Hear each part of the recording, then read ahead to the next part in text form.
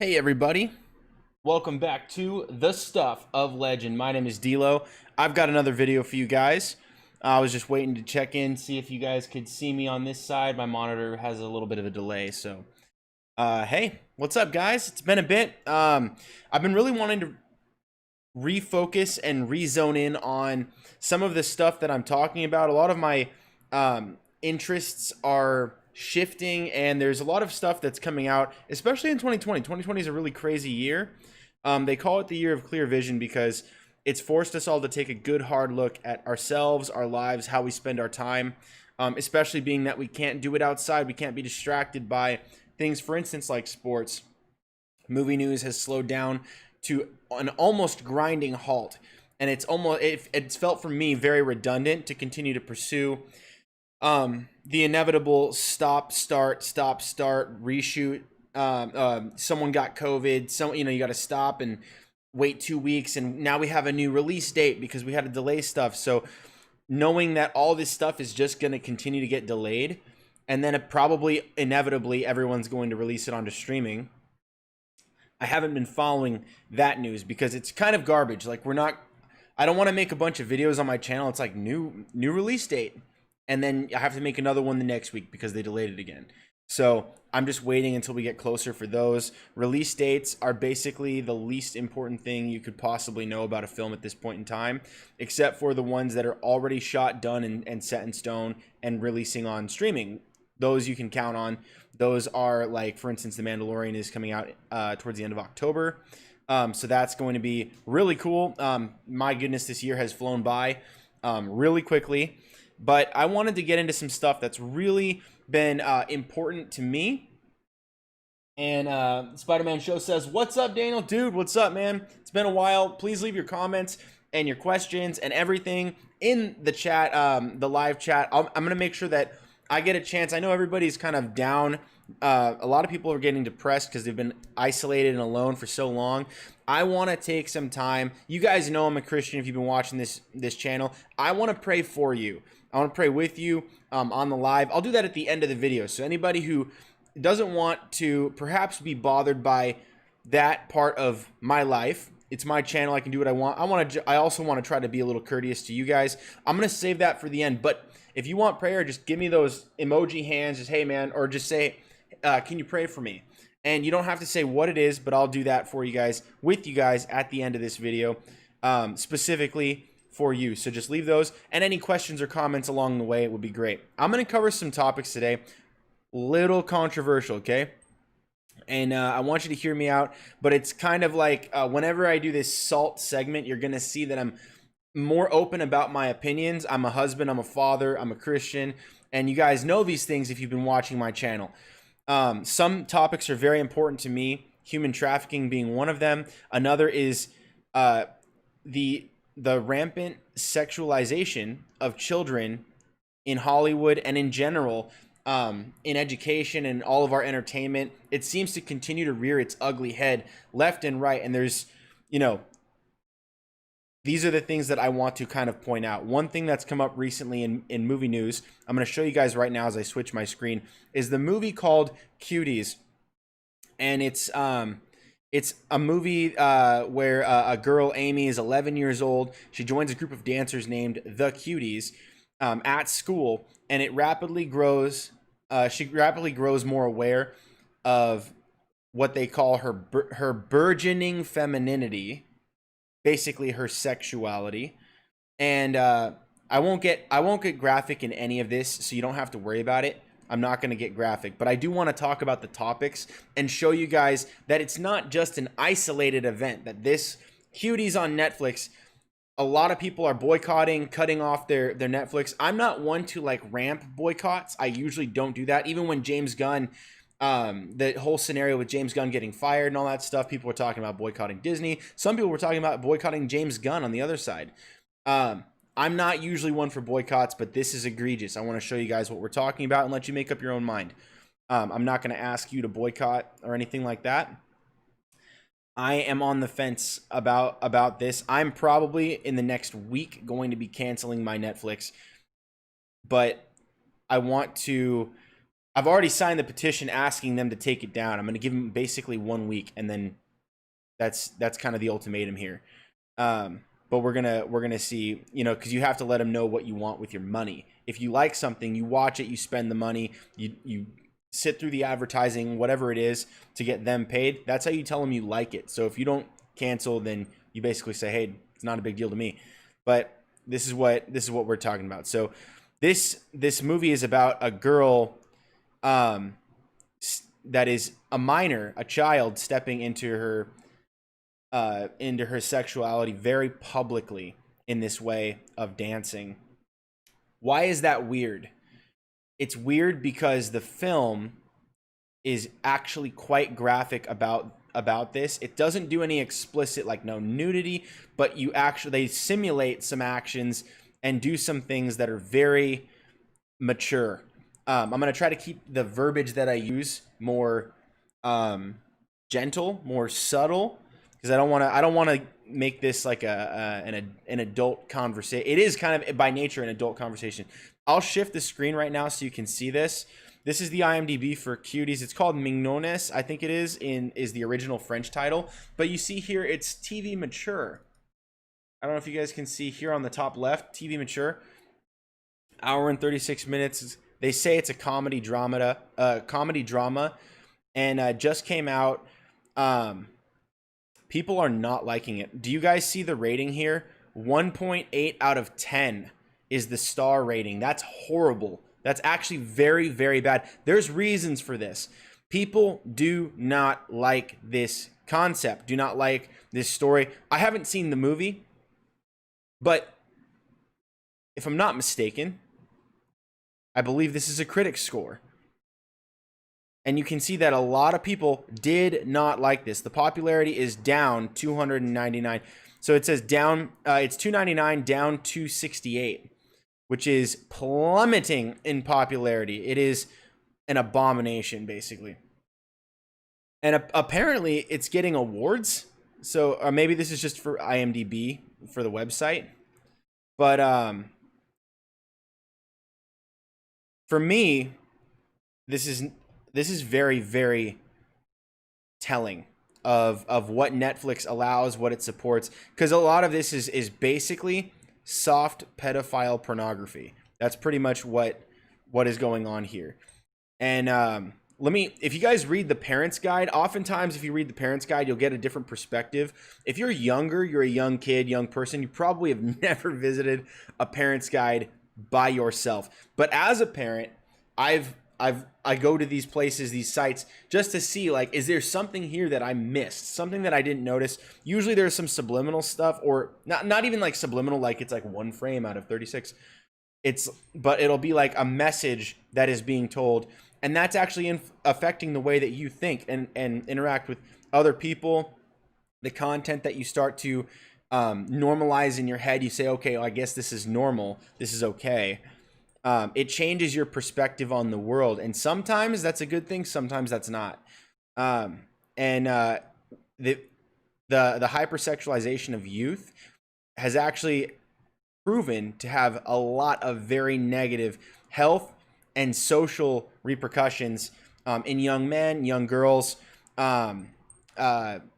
Very detrimental to society. People not having the confidence to even date. That's why this whole incel generation has come about, is because the hypersexualization of youth to like a digital viewing sexual experience, that sort of thing. You guys know what I'm talking about.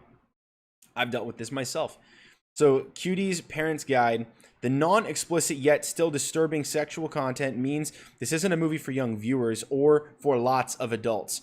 Basically, it says Cuties is nightmare fuel, the kind of examination of early adolescence that will keep parents of tweens awake all night as they ponder the daily reality of their children's lives.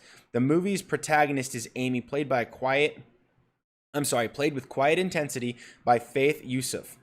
Along with her stoic mother, I don't know how to say this, Maimuna Gueye, and younger brothers, Amy has just moved into a new government housing project. The 11-year-old is doing her chores and struggling to adapt to new school when she overhears a cataclysmic piece of news. Her father has returned to Senegal to take a second wife, who will be returning to France and moving in with them. That sucks. It says the tragedy of Amy's life is that she is experiencing puberty while trapped between two diametrically opposed but equally damaging cultures. The harsh variant of Islam her family follows teaches her that women are fundamentally unclean. As she hears while attending prayers, in hell there will be many more women than men. Where does evil dwell? In the bodies of uncovered women. The message is further drilled in by elderly auntie, Miss Therese, I don't know how to say this, Mbasine Therese Diop, I think it's Diop is the last name, who is determined to impose her rigid interpretation of their religion on both Amy and her mother. Amy's suffering in the face of these cultural norms is invisible to auntie and only recognized by her mother after her rage can no longer be ignored. Basically, I'm not going to read the entire thing. This will take a little bit. But it says this. This is kind of how they frame it, though. So it does deal with the realities of, like, for instance, Islamic religion is very oppressive to women, extremely oppressive. And you can ask anyone who's come out of that world, that lifestyle, they will tell you this. Unless they're living in a household that is currently Islamic, they can't say anything about that. But women are treated as a second-class citizen in that system of governance in Sharia. But and that's a real thing. But what they're saying here is that the way out of that is to just be sexually open and to open yourself up to all manner of sexuality and basically just make yourself I guess openly not promiscuous in that you're sexually active, but that you're flaunting yourself out there in that way. It says here in the overall summary, it says Netflix, Amy, an 11-year-old girl, has become infatuated with a dramatic dance group, much to the dismay of her conservative traditional family. Traditional, perhaps, but I don't think that they're conservative. I don't think that holds any water, actually. It's not conservative. Or at least it's not conservative in the way that American conservatism functions or works. But again, this is a European-made film, so it could be, like, conservative to them could be completely different than what it is to us here. Here, conservatism involves, like, it involves the Constitution, making sure everybody has equal rights under the law, under the protection of the constitutional rights given by God but protected by the government. That's kind of, and it just basically means we're going to hold to that. It doesn't mean that you're oppressive, but also like definitions and language matter as well, because you'll find the opposite of conservatives is progressives, and they're the ones that are saying we want equal rights, when they already have equal rights. What they're asking for are things that they want to call rights. Like they want to call healthcare a right, when really that's a good or service provided by individuals who offer those goods and services after years and years of training in medical school, and the cost of the resources themselves, like the medicines and the machines and the materials and things that are used to actually care for people medically. They basically say, no, you have to give me all of that for free, but it's really not free. Someone else is paying for it. So that's kind of, that's the lie. That's the difficulty when you have unclear definitions. And that's kind of how one side operates. The progressive tends to operate under those things. They redefine the word right, for instance, and that's not what it is. So a conservative, at least in America, because I don't know what the conservatives look like over on the other side of the pond, but like over in Europe, France, or whatever. I don't know what that looks like to them, but a conservative or traditional family is not the same as one that practices Sharia law under the religion of Islam and oppresses women in this way. That's not the same thing. So you see kind of like how some things are framed sometimes. It's annoying from someone that is conservative to have to deal with this, but I guess that's just the life you live, because if the other person says that red is blue, but you see blue as blue and you see red as red, you have to be like, okay, well, what is red to you? And then you have to, you have to get on the same page about definitions. So that's the bummer. Anyway, this whole thing is really bad. I'll let you read it for yourself. I've linked it in the description. They talk about it. It's basically like young girls twerking, and this is something that people wrote to Netflix before about and was like, what the heck is up with this? This looks like pedo bait. And they were like, oh yeah, no, sorry, we'll take down some of the advertising images. Like, well, what are you gonna do about the film? Like, we're gonna run it. It's like, why? Like, this is a really gross concept. Like, why are you talking about this? It's like young girls are just twerking. That's the movie. That's pretty much it. It's like, she's just like, I'm not gonna do what my parents say. I'm not gonna obey my parents and live under their house, under their rules. Basically, she doesn't need them. She just goes off with her friends into like sexual enlightenment or whatever. And it's like, this is pedophile garbage. This is grooming young kids, young girls specifically in this case, for pedophilia. This is really bad. This is not good. And it's rated TV mature, which means that kids are not supposed to watch it. That's good that at least they gave it the appropriate rating. But also, what use is this to older people? Like, what is the point if it's not made for pedophiles? Right? It's like you're just watching young girls dance explicitly. I mean, they're clothed to a degree, but there's also I think there was a part in here I wanted to show you guys about where was it? It says Amy's emotions need go unmet is heartrending, and seeing her willing participant in the objectification of her body is deeply unsettling. The sexual content in the movie, while never explicit, is disturbing. In one scene, the girls accuse a security guard of being a child molester and a pervert just to make him let them go. In another scene, Amy posts a photo of her genitals to rebut suggestions that she's a little girl. That sounds like pedophile garbage to me. One of the movie's worst moments is when Amy undoes her jeans and looks seductively at a man whose phone she has stolen. The message is clear. She will trade her body for the phone. Add in dozens of swear words in an English subtitled version, several scenes of girls bullying each other, repeated thefts committed by Amy with no consequences, and potentially lethal physical assault, and the content renders the film unsuitable for sensitive viewers. There's more to this. I believe there were scenes where they had I had read that there was like I believe there was lesbian content between the young girls or something like that. And then another scene, I can't remember what it was, but plenty of conversations and stuff that underlie sexual activity.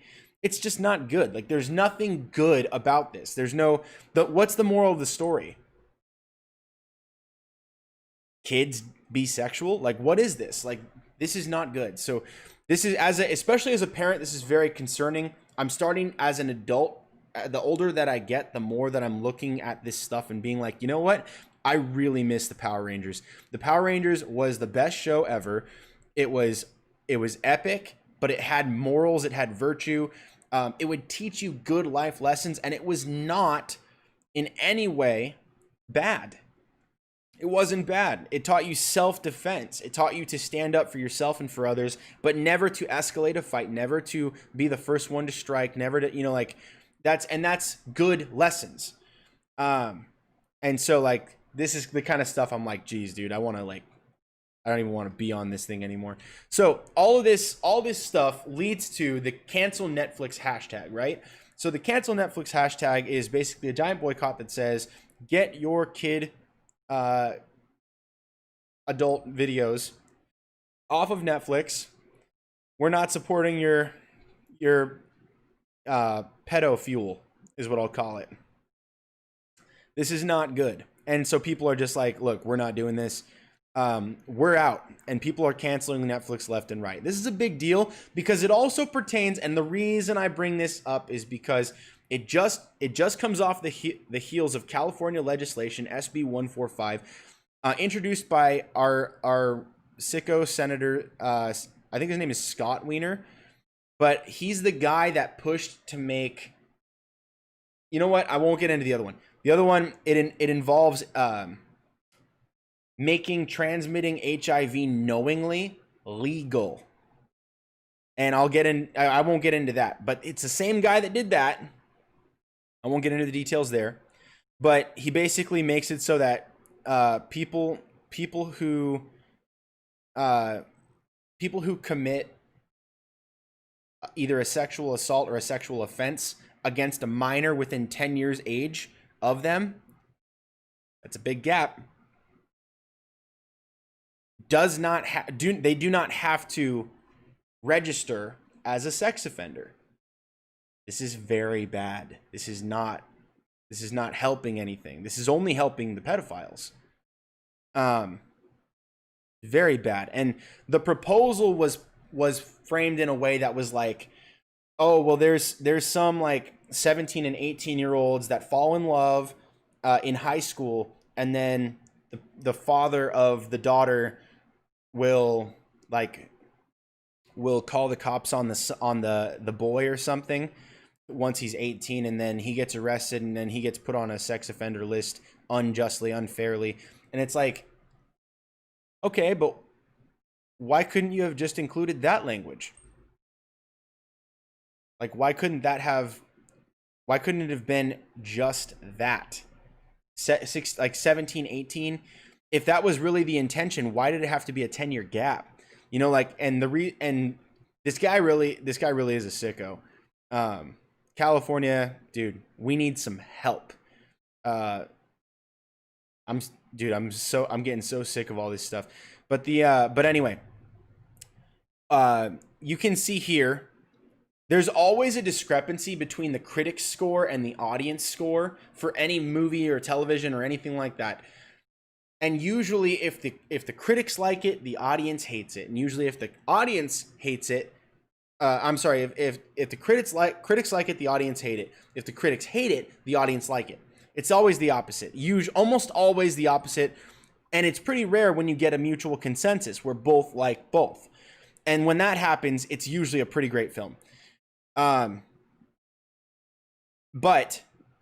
look at this. The tomato meter here is 88% tomatoes, which is that's a positive critical score. But look at the audience score, 3%. You guys see this, right? We'll look at the details here. This is pretty wild. If we look at the top critics instead of just all critics, like we look at the most reputable, the top critics gave it 63%, which is lower. That's not very good. But again, the audience score is still atrocious. It is horrifying, and that's because the people are not these weirdos that are in Hollywood, in that system, that are just endorsing all of the evil that comes through Hollywood. And in this case, it is evil. And that's my opinion. You be the judge for yourself. I think it's fairly cut and dry. But this audience score does help to give credence to that. Now, one thing that I do want to touch on is the importance of why this isn't the only thing coming through Hollywood. Why this isn't the reason why there's such a big response to Cuties is because it is it's so in your face, it's so directly pedo fuel that, but it wasn't the first. It's like it's the top of the mountain and people are now rolling over that hill. They're like, okay, that's it, boycott, cancel, Netflix, we're done. It was a long and bumpy road building up to Cuties. Hollywood's been getting more and more bold about all of this, this kind of stuff, this kind of behavior. They've always been sick and twisted like this. One thing that has been out, and you guys can see my screen here, is the Young Avengers. And I want to make a quick distinction. The Young Avengers, in and of itself, is not something that I think is terribly offensive. It's the idea that they're sexualizing kids. So they have, and I actually like the characters. I like the family connections that they have for the Young Avengers. I actually own one of their books, actually. I remember which one it is. I have it around here somewhere, but I have one of the books, which was the first one that I read. I bought it and I was like, okay, I'll check this out. It was pretty cool. But they touch on the fact that they have sexual relationships in here. And it's interesting that whenever they have LGBTQ, they always feel the need to also reinforce the idea that these kids are sexually active and that they have this sexuality to them. Kids, legally speaking, under the age of 18, do not have the legal ability to consent to sexual activity. This should be criminal. I mean, not that kids or high school students that are messing around. People do this all the time. But why? Traditionally speaking, this was not something that was condoned or normal 30 years, 40 years ago. I guess now 40 years ago, but 45, 50 years ago it was not the case.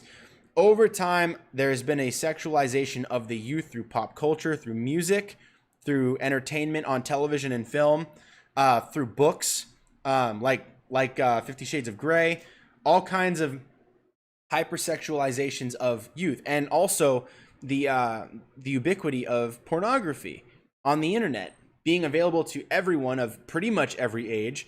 This is very detrimental to society, to individuals' mental health, social connections, and also intimate relationships. It's very detrimental to that as well. So it's not healthy.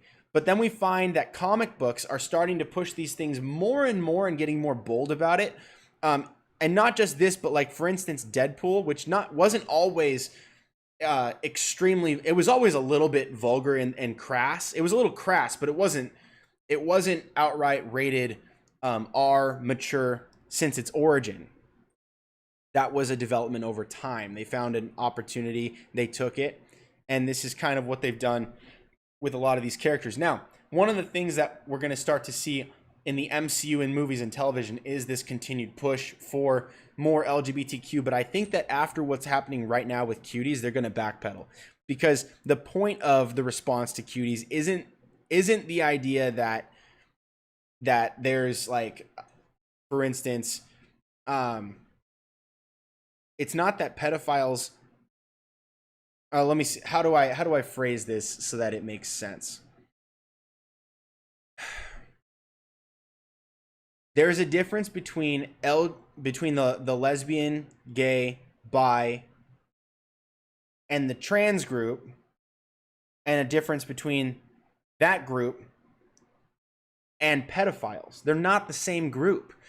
Pedophiles are starting to shove their way into here, first by brainwashing kids in education, in entertainment, into being hypersexualized, and then more open to non-scientific ideas that are not backed by any biology or any scientific data whatsoever. It's all theory, it's all hypothesis, untested hypothesis, even much of it.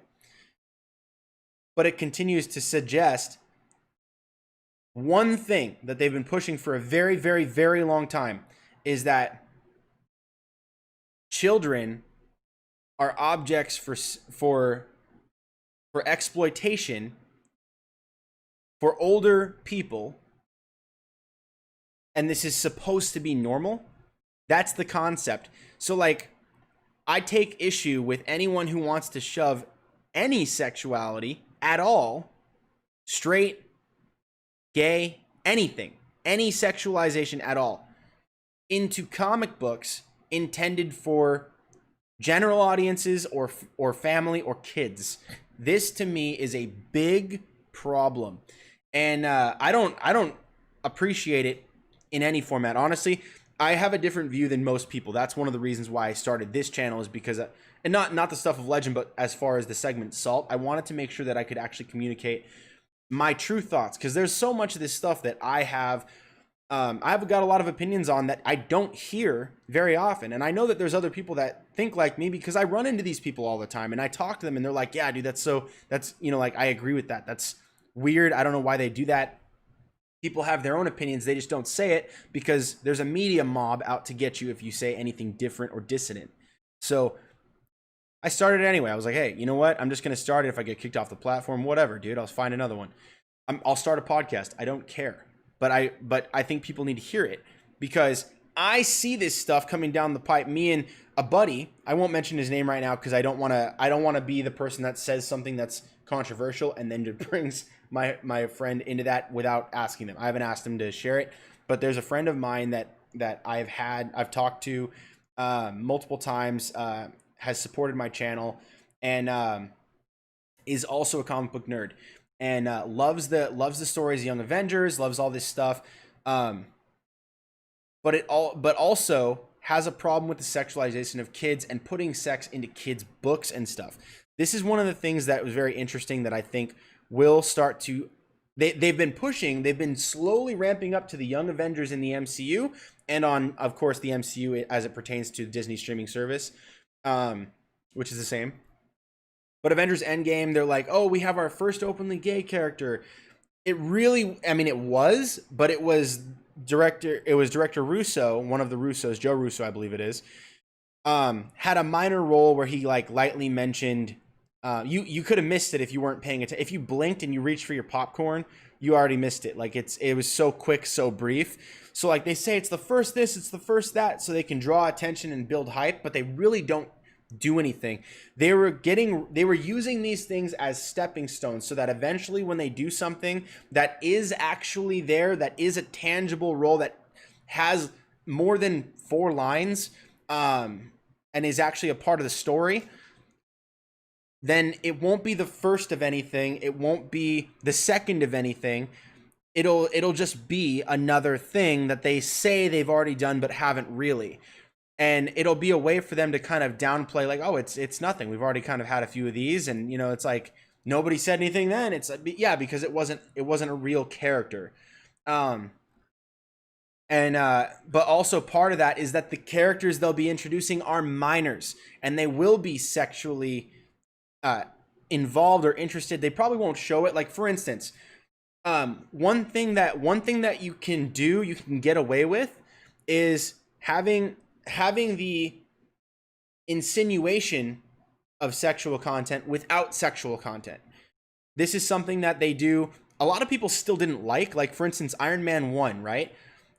They did show Iron Man and a lady reporter engaging in the beginning of a coital activity. I'm going to try to stop using the same word over and over. And it showed it for a brief second as they were just kissing, and they were about to get started on his bed, and then they roll off the bed with the sheets, and then it cuts to a different frame and suggests that they were together. So this is one way that the MCU has gotten away with implying this content without showing the content. But that was much more than any of this, for instance. So like if they're going to talk about like for instance, LGBT, Q, all of that movement, they're going to have a much harder time showing any of this stuff, because it will be the first time they've done that. But also, they got flack for that with Iron Man 1, because people are taking their kids to see this. There was a lot of people that were like, this is inappropriate. We don't want our kids seeing this stuff, even if it's for a couple seconds.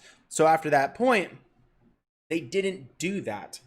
So after that point, they had like a couple of things that were like a silly joke or I guess an innuendo. Like when Star-Lord falls onto Zoe Saldana's Gamora, and then he falls directly on top of her. They're laying on top of each other, and they have this quick, like, brief moment where he's like, I was so heroic or whatever.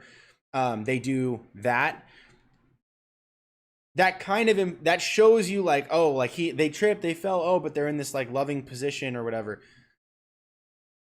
A lot of people take issue with these things, and that one's not very egregious. Iron Man was obviously much more directly that. They're going to have a tough time pushing for any kind of that activity if the characters that are involved in them are minors, because that is going to send really bad messaging, and parents are not going to like that. So even if they have the characters there and they're like, oh, this character is LGBTQ, they're probably not going to dive into that too much. But you can see that they're setting these things up with the Young Avengers. The Young Avengers has, like, I think 3 characters, maybe 4, that are in the LGBTQ. But I don't think they're ever going to get around to showing anything, and I don't think they should either. I think that even if it was straight characters, you have to then choose to not be Iron Man 1 explicit, which wasn't explicit. It was just the start of something, and then, which is not appropriate for kids. But then you move past that. You learn from that lesson. You go all the way to Avengers Endgame, and you say, Pepper Potts got pregnant. Here's their kid. And you show them later. That is how you do it with class. Because then you know that something happened, but you don't show it, and you don't sexualize it, and you don't have any of that involved in the story. There's a kid now, but they skipped all of that. Like, they didn't show any of that. It wasn't dirty at all. And that's how you do it with class. You don't show little girls twerking. That's like, and all that stuff is just, it makes me sick. So I'm not going to read all of this. I don't want to take, I'm taking a long time with this video, so I apologize for all of this. Oh, let me, I've got a couple comments. I'm going to hit you guys on this one too, because this one I've already covered, but I wanted to show you guys another point where this starts to get a little bit more real. Hunter Iggy says, are rumors going the internet Oded Fair that WB wanted him to play Dr. Fate? Oded Fair. Do I know that actor? Hang on, let me see if I can. Oded Fair? Israeli actor currently in the United States, known for 1999, The Mummy. Oh, yeah, okay. Dr. Fate. Hey, that would be pretty tight. That'd be pretty tight. Yeah, okay. I haven't seen him in anything in a really long time, but that would be pretty cool to see him come back. That'd be cool. I think there's a lot of people that could play Dr. Fate, especially, I mean, a lot of people that I think would be good for that role. I think he'd be as good as most others for that role, but there are some that I think would be awesome. What's the guy's name from NCIS? I would love to see that guy. I would love to see that guy play him. That'd be cool. And then Netflix is messed up. Yes, they have. Netflix done messed up. And you guys can see I'm not coming in hard. I'm not doing anything that's I'm not saying anything that other people aren't thinking, but softer. Like, I'm actually being quite gentle with this approach here. I want to make sure that you guys know that we can have these discussions. If you have any questions about, like, hey, why is it wrong? Why is this? We can talk about that. And if you want to hear that from a biblical moral perspective, you absolutely can, and you absolutely will. And I can talk about those things with you guys here, now, or after the fact, after the video, in the DM, or whatever you need, right? So, like, I'm an open book. And and I'll tell you exactly what I'm thinking. I'll tell you all of that. So then Daniel's Hot Topics says, hi, Daniel, what's up? Long time no see. How you been? Dude, Daniel's Hot Topics. Dude, I was thinking about you. In fact, I was thinking about you, and I was like, I need to make a video because Daniel's Hot Topics needs another video. And I apologize that this video happens to be the one that it is, but it's going somewhere. So I'm going to tie this all back in right now with the comics and with movies and TV and stuff.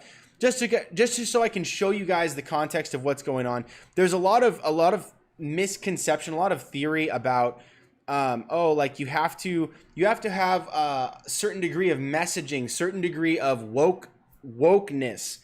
And they say it's tolerance, but if you don't get on board with that, they're intolerant of you and they're intolerant of your ideas. It's not tolerance. It's them getting agreement with their stance. And I'll show you what I'm talking about. You'll see. So like the new Warriors trailer, I covered this. You guys have probably seen this. It is atrocious. It is a really, really bad, really crappy pitch for a reboot of the new Warriors. I like the new Warriors. I love the characters.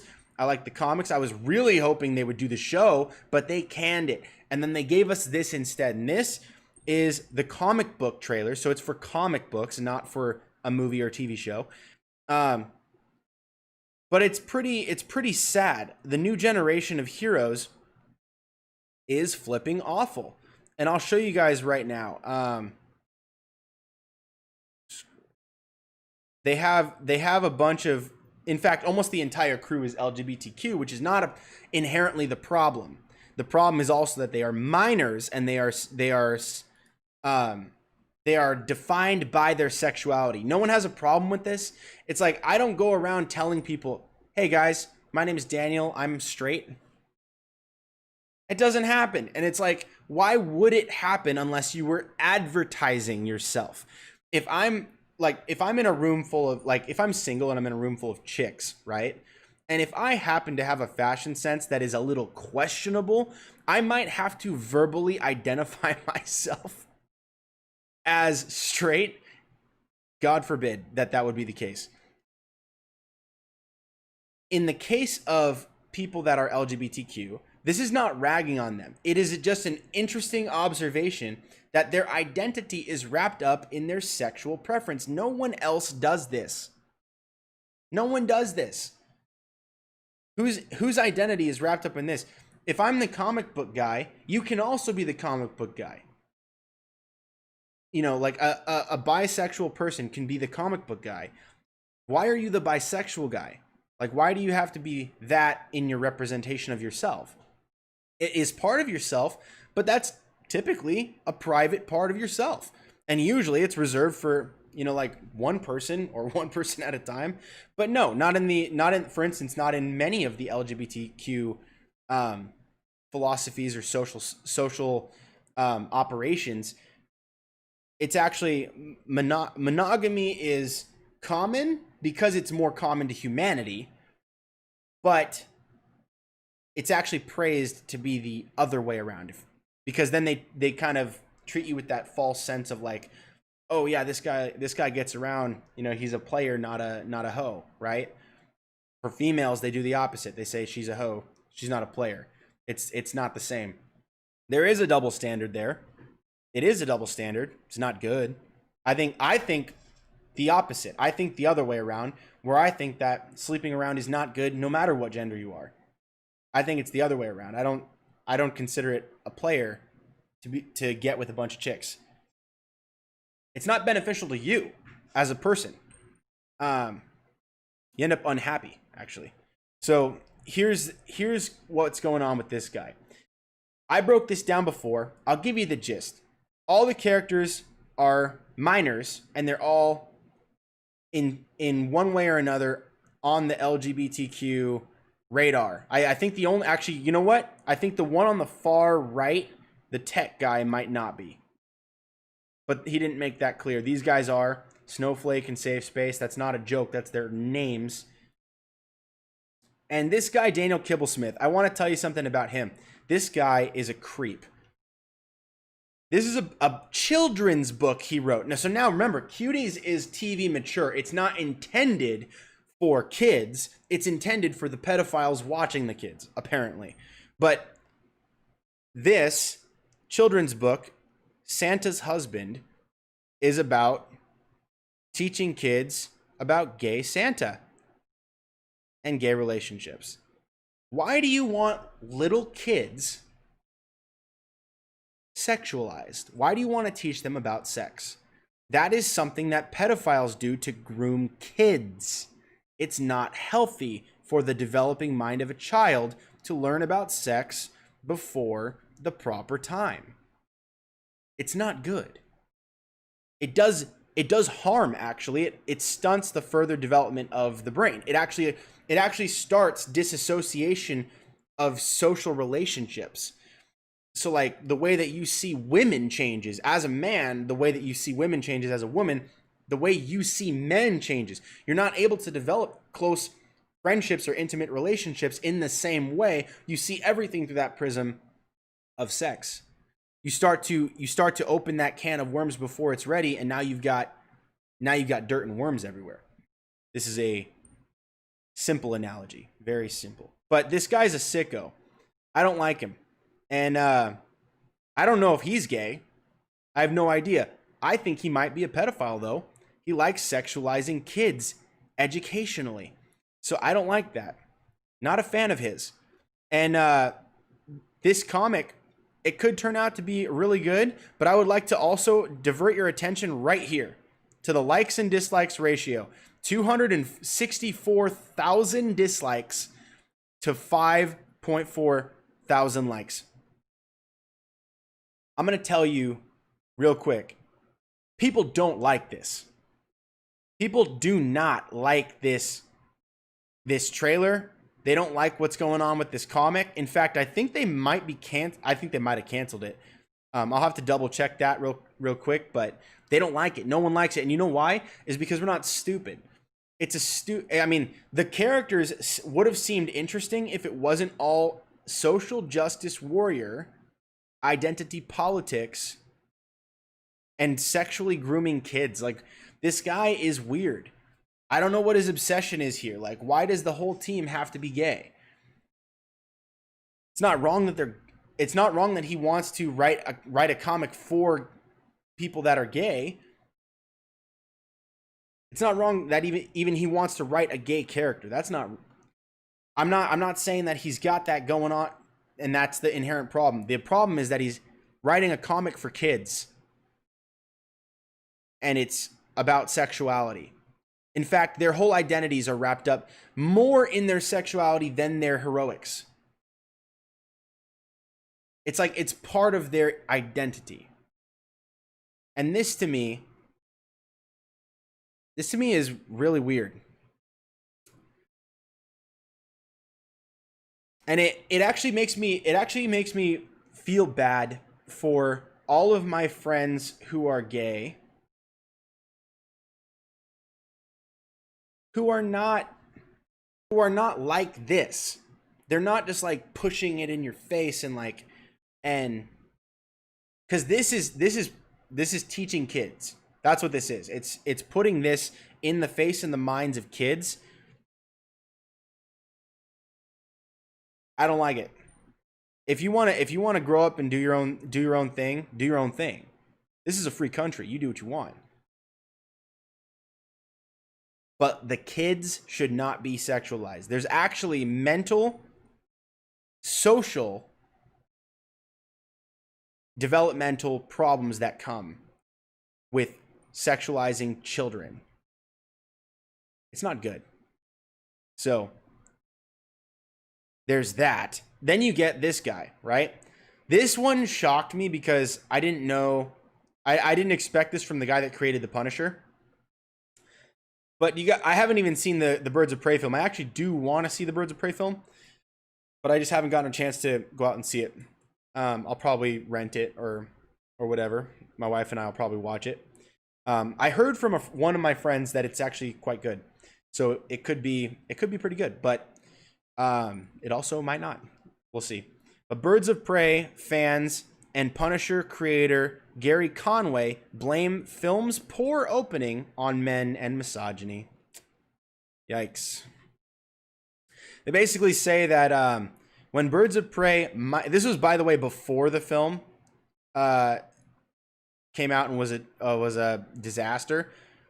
It said when Birds of Prey might flop at the box office, it's because she doesn't use the word "it's," but she should have. It's because y'all hate women, and they're just blaming it on men. They're blaming sexists. They're like, hey, you're all sexists if you don't go see it, or people didn't have time to see it, or people didn't have the money to see it, or there was already rumors coming out about COVID. Maybe people didn't want to get sick. Maybe people were just trying not to go to the theater. This was back when we knew nothing about the virus, and people still thought it was the most dangerous thing we were facing at the time. Birds of Prey is so special, and it sucks that so bad that men and Grace with power in our film space is scaring people away from seeing it. If you are even the tiniest bit interested in the film, please go see it. I'm gonna let her finish, and I'm gonna continue down just so we can. I'm not gonna read the curse words, by the way. I don't do that. So it says, "This is just so effing important for future female lead blockbusters that this makes money." This person, Frankie Boops, seems very personally invested in this film's success. I would be curious to find out if she had a role in the making of the film, because it seems incredibly personal to her that people spend money on it and not just her. So that's, it's one thing you're like, hey, everyone go check this out. It's really cool. Support the film, whatever. But it's another when you're like blaming people for a failure that hasn't yet happened. And you're like, if you don't see this, you're a sexist. If you don't see this movie, you hate women. It's important to see this, so you better go see it. It's like, that's really pathetic. It's actually quite childish, I think. But it says here, and then Frankie Boops again, the legend. She says, "I don't want studios to think that we only put our money behind female lead, safe and generic films like Captain Marvel and Wonder Woman. As much as I love Captain Marvel, and as much as everyone else loves Wonder Woman, they're basic." So she wants one that's a little edgy. She wants female-led films that are, I don't know, like a little bit raunchier, stuff that has more cursing. It's a little bit more outside of the family-friendly, or perhaps just typical hero film. And I can respect that from a writing standpoint. I feel the opposite about, like, for instance, if it's just about going rated R and making stuff less family friendly and more cussing and more sexuality, I disagree. I actually want to go the other way. I'd prefer more family friendliness, beef up the action though. You can have more action, just less of the cussing and less of the sexuality and that sort of stuff, and just keep it wholesome. Like, why can't it be wholesome? I'm the opposite of Frankie Boops, apparently. And I want more female-led films. And by the way, we're going to have no shortage of female films and no shortage of female TV shows. We already don't, by the way. It's a myth. I'll show you what I mean. But she says, "Me rushing to meet everyone I know at Birds of Prey 473 more times so Margot Robbie won't be sad at the lower than hoped for ticket sales, which I 100% blame men for." Look, they're idiots. It's so sad. Like, don't they know that most of the people that go see comic book movies, they're mostly men. There's a lot of females actually that buy the merch because females do a lot more. And this is not, again, this is actual marketing. This is actually advertising and marketing 101, is that women run the marketplace. But as far as going to see action films, dudes are the ones watching those mostly. So you have here, ticket sales, she 100% blames men for that. Okay, well, you can blame whoever you want. It doesn't make it true. And not only that, it's like, if the movie failed, don't you understand that women aren't going to see it too? It's not like all the women came out to see it and the men didn't. And like, you have a way to gauge that. You don't. You just have poor ticket sales. if a guy goes to see it and a girl goes to see it, that's half, right? If you have two guys going to see the film, that's 100% men. It's still two tickets. If you have two women that go see it, that's still two tickets. So if you're mad that you sold two tickets, but both of them were female, or if both of them were, if it was a male and a female, why are you mad at men? You're blaming men. You're pretending that you know that it was actually, yeah, or you're saying that because there was like not enough tickets sold, that men are the problem. You have no way of gauging that. You don't have a barometer for that. But what we do know is that it's usually guys that are going to see these action films. Usually. Even if it's a female lead, if it's a good female lead, if the trailers are good, which they weren't for this movie, then that's what you get. Like, you end up getting good ticket sales. And you're going to be, and it'll be proven. And let me show you guys. Let me give you some examples of some female-led films and properties and projects that are up and down the scale. Some of them did really well. Some of them did really bad. Some of them were critically acclaimed. Some of them were shredded to pieces by the critics. Some were audience scored really, really high, and some people really don't want to watch. And I'll show you that right now. So like, this is also something that you can look at. There's a lot of cursing here. People get really like offended. That's the moral of the story. Is people take offense because they make it personal and they feel like their opinion is them. And if you disagree with the opinion, then you have a problem with them. That's kind of how this whole thing goes when you start to call yourself by name of your movement. So if I were to go around calling myself a Republican, if I were to do that, and then people are making fun of Republicans, I might take offense to that. I don't, though, because I don't call myself a Republican. I agree with a lot of this stuff on the Republican side, but I'm not a Republican and I'm not loyal to the party. I have policies that I like. I see things based on the issues. I look at the issues and I have a stance and a perspective on this issue and this issue and this issue and this issue and this issue, and all the way down the line. Every single thing you can think of, I have an issue and a perspective on that issue. And I vote for the person that is most in line with that, the values that I hold. This is how voting ought to be. And that's how I vote. And so if I vote for someone that is a Republican, it's because of the values, not because they're a Republican. That's stupid. But because of the values. And this is why, if we were living back during the Kennedy days, I would have probably voted for Kennedy, John F. Kennedy, because I liked his policies, even though he's on the other side of where I'm at now. It's just, it's because the people that are representing those ideas might be on a different party. Like, it's about the policies, right? It's about the issues. And so that's kind of what's going down here. But look, people are just like, the women in Birds of Prey aren't sexy enough. Female directed movies are bad. Get out of here with your misogyny. People aren't saying that. That's not a thing. This is a straw man. There's people that troll feminists because they take the bait 100% of the time. If you troll a feminist, they are triggered. They are triggered. You already know they are triggered. It's a fact. This is what they do. It's professional triggering. And that's actually what many of them in journalism get paid to do. They get paid to be triggered and write all this stuff. Not this person. This is just a Twitter account. Actually, this person might. IU Pettis. I don't know who that is. Anyway, but it says the women in Birds of Prey aren't sexy enough. Female directed movies are bad. No one says that. That's not a thing. Everybody liked Patty Jenkins's Wonder Woman. Patty Jenkinson's Wonder Woman. Sorry, I said that wrong. It's not true. It's not true. There's good female directors. There's plenty of female directors I am really eager and excited to watch. Like, for instance, in The Mandalorian, you have Deborah Chow. Deborah Chow is a female director.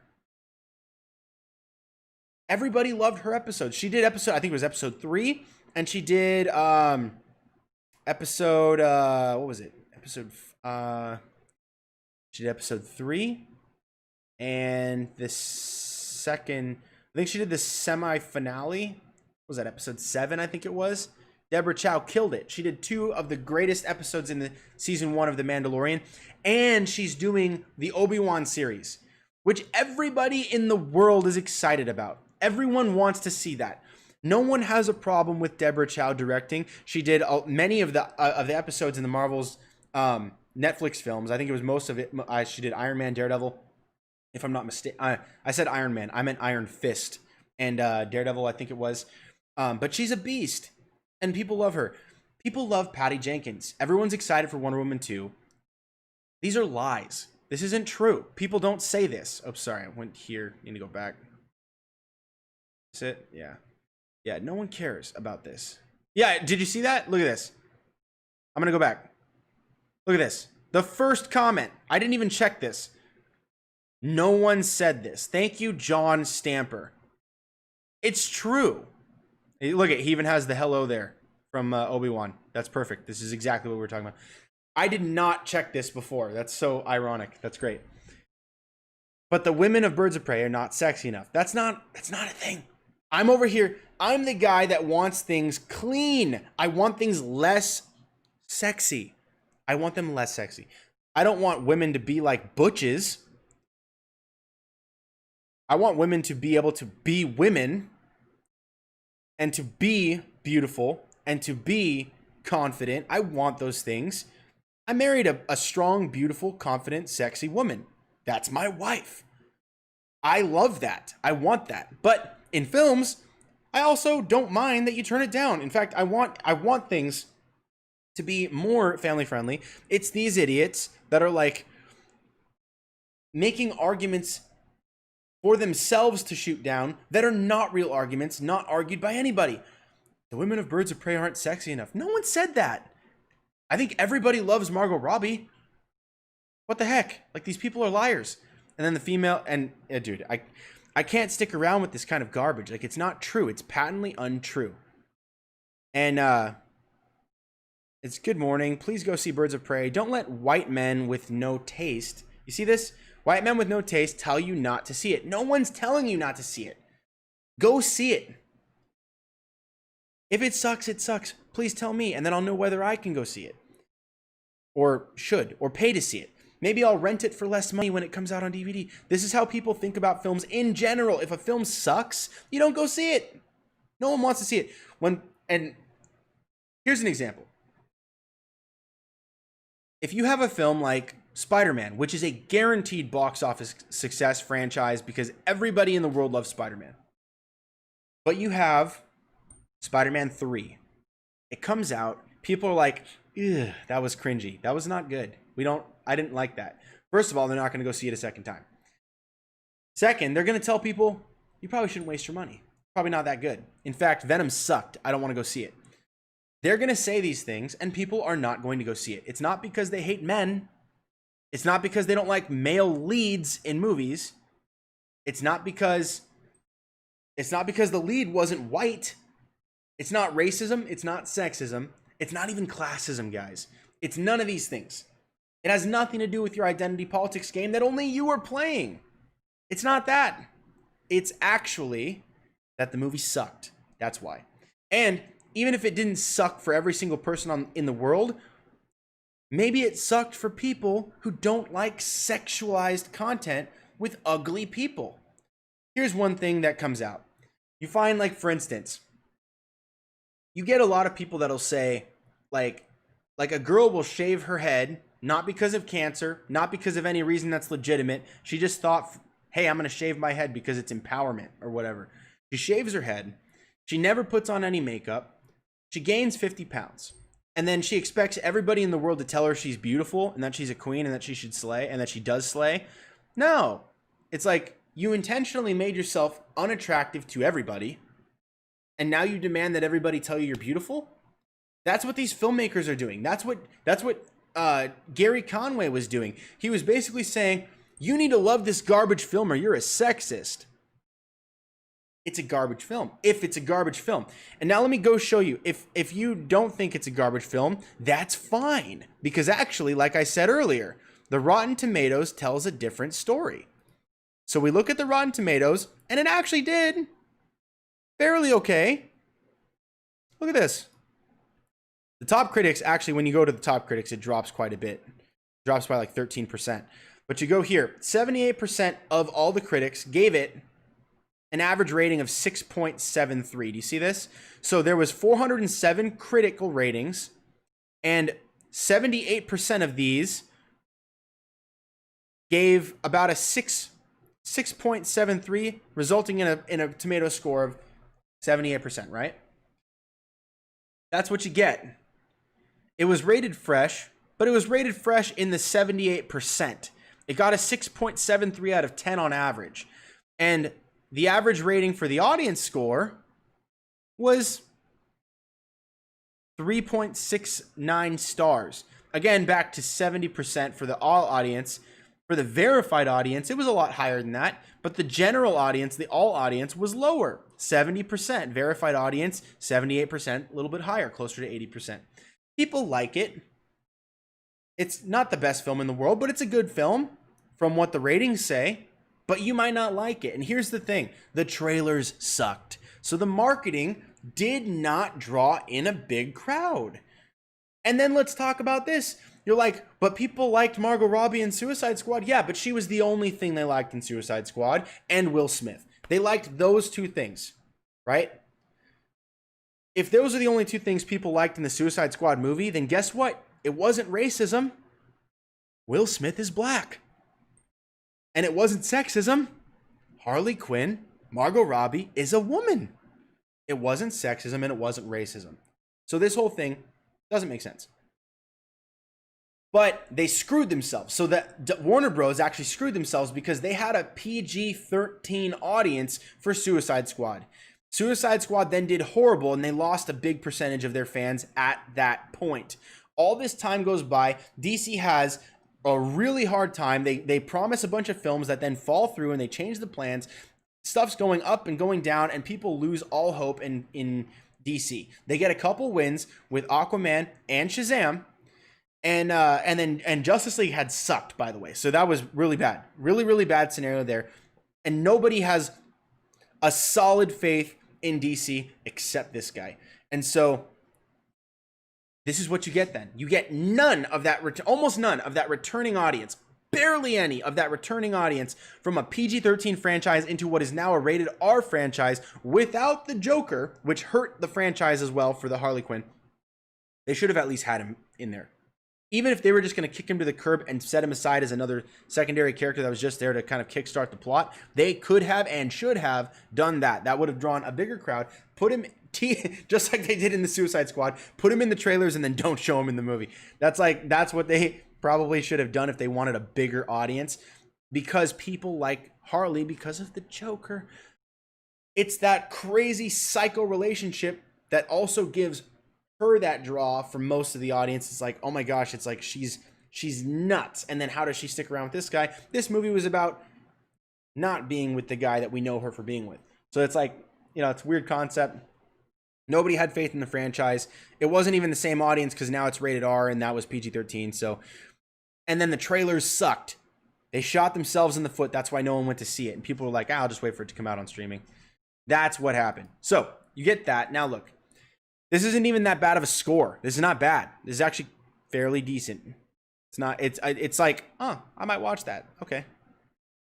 That's what that does. This is not a bad score at all. In fact, it's actually quite consistent. 78 and 78 means the critics felt pretty much the same as the audience. That's pretty much what that means. So, is Gary Conway right? Is he right? And are all these people online, are they right about about white men hating female projects, female-led superhero films? I'm going to let you be the judge. Let's take a look at some of the stuff we already have, and then we'll get into some of the stuff that's coming, okay? So let's take a look. The Harley Quinn TV show compared to the Harley Quinn movie. Look at this. 94% is the average tomato meter from the critics and 88% of the average audience score. This is really, really good. And if you look at the top critics, not just the all critics, it's almost identical. 87% for the critics, 88%, which is higher for the average audience. And by the way, this is really impressive because it was on the DC Universe streaming network, the app. And there's a lot of people that have it, but nothing compared to the amount of people that go to see movies in the theater. Nothing compared to the amount of people on Netflix. It's a very small audience comparatively. But it did tremendously well for the audience. So you compare that with this, right? 78 and 78 versus 94 and 88. Is it possible that this show is better than this movie? I think it is. I haven't seen either. I want to see both.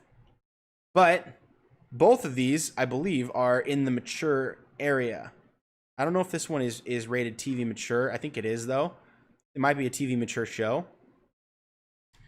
But this is also rated R. So they're both mature. And this one is doing way better. And by the way, most of the people on the DC Universe streaming app are also male. So apparently the white males love it. Female-led show. So I don't know what you're talking about, Gary Conway. Let's continue to look. There are plenty of examples that I listed earlier. Remember I told you Suicide Squad bombed? 27% critic score. I guess the critics are the sexists. I guess the critics are the racists. And the audience, who also didn't love the film, gave it a 59%. Let's look at the details. 27% is pretty trash. You look at the top critics and it goes lower to 22%. That's really bad. But the audience score, 59%, gave it a much more lenient and forgiving score. I guess it's not the people as much as it is the critics. And I guess it's not the people as much as it is the film. The film suffered. The film sucked. And that's kind of what happened. And that's also, by the way, what happened with its direct sequel. It kind of sucked. It sucked less, though. That's good. It sucked less. But unfortunately, it didn't have the benefit of a huge hype with a new Joker and incredible trailers, by the way. Suicide Squad had incredible trailers. Really great trailers. The opposite is true for Harley Quinn. It had horrifying trailers, terrible trailers, really stupid trailers. And that's the truth. We look at Batwoman Season 1, right? Season 2 doesn't have its official critics census yet, so I can't pull that data. But you look here and it says 80% critics. Apparently the critics really like it. 13% audience score. And by the way, the audience for Batwoman is majority female. CW has a majority female audience, and Batwoman particularly has a female audience, and the females didn't like it. That's the truth. All critics, 80%. Top critics, look at that whopping jump. All critics, 80%. Top critics, 45%. So if you filter out all of these guys and you just take the top of them, top 11 ratings versus top 50, you get a disgusting 45%, which again is still nothing compared to the 13% given by the audience score. And I'll tell you, I've seen Batwoman Season 1. It is not good. It is very bad. It's a bad show. And it's not... the best part about it, I think, was actually the lead actress and her suit. Ruby Rose did an okay job. The problem is the script was hot trash. And so was the story. Story and script were hot trash. There was almost no redeeming qualities about it. The CGI was terrible. The one thing that was super good was the costume for Batwoman. It was the cleanest costume I've ever seen in any CW show for any hero whatsoever. Or villain, ever. Any costume, best costume. Best costume award goes to Batwoman. It was hands down my favorite costume they've done. It was actually the most comic book accurate. Ruby Rose looked fantastic in the suit.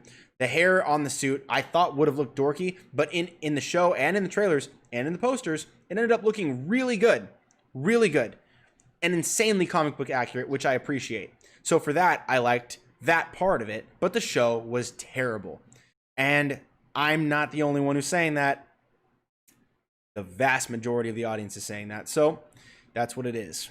And this, again, it comes down to writing. It's writing. It's filmmaking. You have to make a good product. The theme of this is actually one. The customer is always right. Make the show for the customer. Don't tell them what they should like. Give them something they will like. That's what you need to start doing, is give the customer what they will like. Don't tell the customer what they should like. It doesn't work. In fact, people are just like, screw you, I'm going somewhere else. Let's look at a very successful female-led film. 93% tomato meter, 87% audience score. The critics absolutely ate this film up, like to the 10th degree. Top critics, 90%. It's a little bit lower, but it's mostly the same. I mean, it's very, very close percentage-wise, but it's still very good. People love this. This film was a home run, absolute. And by the way, female director as well, Patty Jenkins. So Gary Conway's wrong. That chick we were looking at earlier, what's her name? I can't remember her name. Not this guy. No, not her. This chick, Frankie Boops. It's not true. It's not true. None of it is true, what they're saying. It's lies. All lies. And yeah, so this is a massive success. Let's look at another one. Captain Marvel, by the way, which the user ratings is through the roof. Look at the user ratings. I'm sorry, not through the amount of user ratings. They have a very big amount of ratings. 96,000, which is less than Wonder Woman, but still a lot. 48% liked. 48% of the audience gave it. Oops, I'm sorry. Getting ahead of myself. Sorry, guys. I think I lost it. Hang on. I think I accidentally closed that tab. Captain Marvel Rotten Tomatoes. Give you guys a peek behind the curtain so you can see how this wizard does his magic. There you go. Okay. Yeah, so here we go. Let's take a look behind the curtain. So it says here, 79% gave the film a fresh rating, but you go to the top critics and it's lower, 64%, with 48% of the audience giving it a 2.9 stars. Not very good. So, and again, it comes down to how was the film? How was the project? Was it good? Was it worthy? And a feminist will be dogmatic and tell you, yes, of course, there was a female that was in the film, so you should love it. Was it good? Was it good? Was it any good? I'll tell you what was good. Ant-Man and the Wasp. That movie was good. It was funny. It was entertaining. It was charming. It's not the best film in the world. It's not going to win an Oscar, but guess what? It was good. It was a good film. It was fun to watch. Female villain. It's fun. Captain Marvel had a lot of issues, and most of them involve the main actress. And a big part of it is she is one of those creeps online that is just constantly puking all over the fans. And when I say puking, I mean she's always blaming them for stuff they didn't do, insulting the customer, and then demanding that they buy her product. This is horrible for the franchise, and it's also really bad for advertising. And advertising is how you get people in the door. And if people like the actress, they're more likely to go see the film. If people like the trailers, they're more likely to go see the film. If people don't like the trailers, they're probably not going to go see the film. If people don't like the lead actress, they're probably not going to go see the film. And if the fans are being blamed for something they didn't do, or something they didn't say, or being accused of feeling a way they don't actually feel, they're going to get ticked off, and they're probably not going to buy your product. And then if they do give you a chance, they're also now seeing you through a negative lens. So even if the film is good, let me be the devil's advocate and advocate for Captain Marvel. It was actually a pretty good film, but nobody liked Brie Larson. That's the problem. Nobody liked her. And also they look what they did to my boy. They ruined Captain Marvel. They ruined it. That was a perfectly good character that could have been utilized. In fact, they shouldn't have separated Yon-Rogg from Captain Marvel. In fact, Yon-Rogg was a different villain, really, in the comics. But Captain Marvel should have been played by Jude Law. They should have just called him Captain Marvel, because he pretty much was Captain Marvel. But they didn't want to go that route. They didn't want the main hero chick to be overshadowed by an exciting hero that everybody's been waiting to see. So they cut that, and they changed it, and they ruined it. And there was a lot of disappointment there. But what they did with the Skrulls was awesome. The film's CGI was really good, I thought. I thought the fight scenes were okay. They weren't the most exciting in the world. I would have liked to see more of, like, for instance, the Skrull battles. I liked the on the subway and the car chase and that sort of thing. Those were cool. But, like, her versus the Skrulls in, I'm sorry, versus, I think it was the Skrulls in the very beginning when she's, like, busting out of the thing. Not entertaining. It wasn't that fun. Like, it was kind of boring. And it wasn't until she got to that planet and they had sort of a scuffle, like sort of a battle, where it got like, I was like, oh, this is kind of cool. This is sort of Star Warsy. I got on board with that a little bit. So there's ups and downs. It wasn't a terrible film, but most people thought it was. And there's plenty of reasons for that. And Brie Larson's most of those reasons. Let's go to the next one. Again, this is about, don't tell the customer what they should like. Give the customer what they will like. Marvel's Jessica Jones. This was a good show. 83%. This one, again, though, I mean, it is mature content. People know that. So there is like sexuality in there. I prefer when they don't do this. I've said it a million times. I'll say it forever. But at least in this case, it's not like sexualizing children. 83% and 80%. That's pretty consistent. You go to the top critics and it goes up. This is actually quite rare when you do that. You see the top critics and it jumps upward. 91%. That's actually really good. That's really good. And this is a female-led TV show. The creator is Melissa Rosenberg. Melissa's not a man. This is a woman. And people like this franchise. So, like, do we only complain like sexism, men are sexist, they don't want to see female-led films when a film sucks? Do we only complain then, or do we make those claims about films and TV shows that do well because they're good? Like, that's the thing, is like when stuff sucks, you have to say that it sucks. You don't say that the people watching it suck. It doesn't make any sense. They're just there to enjoy the thing. They paid to see it. They're paying to see it if they're on Netflix. You know, like, it doesn't make sense. Like, they tried. They tried to enjoy it. They're not paying money to not enjoy it. So, yeah, anyway. And this is all just fodder for the canon, right? Like Marvel's Agent Carter. This was a cool show. This was interesting. It didn't get the biggest fan following. They canceled. I think it was after 2 seasons, if I'm not mistaken. A couple of seasons. I can't remember how many, but maybe it was 1 season. I thought it was 2 though. It's 86% critical score, 85% average audience score. That's 1% different. Very close. And then if you go top critics, it goes up, just like Jessica Jones.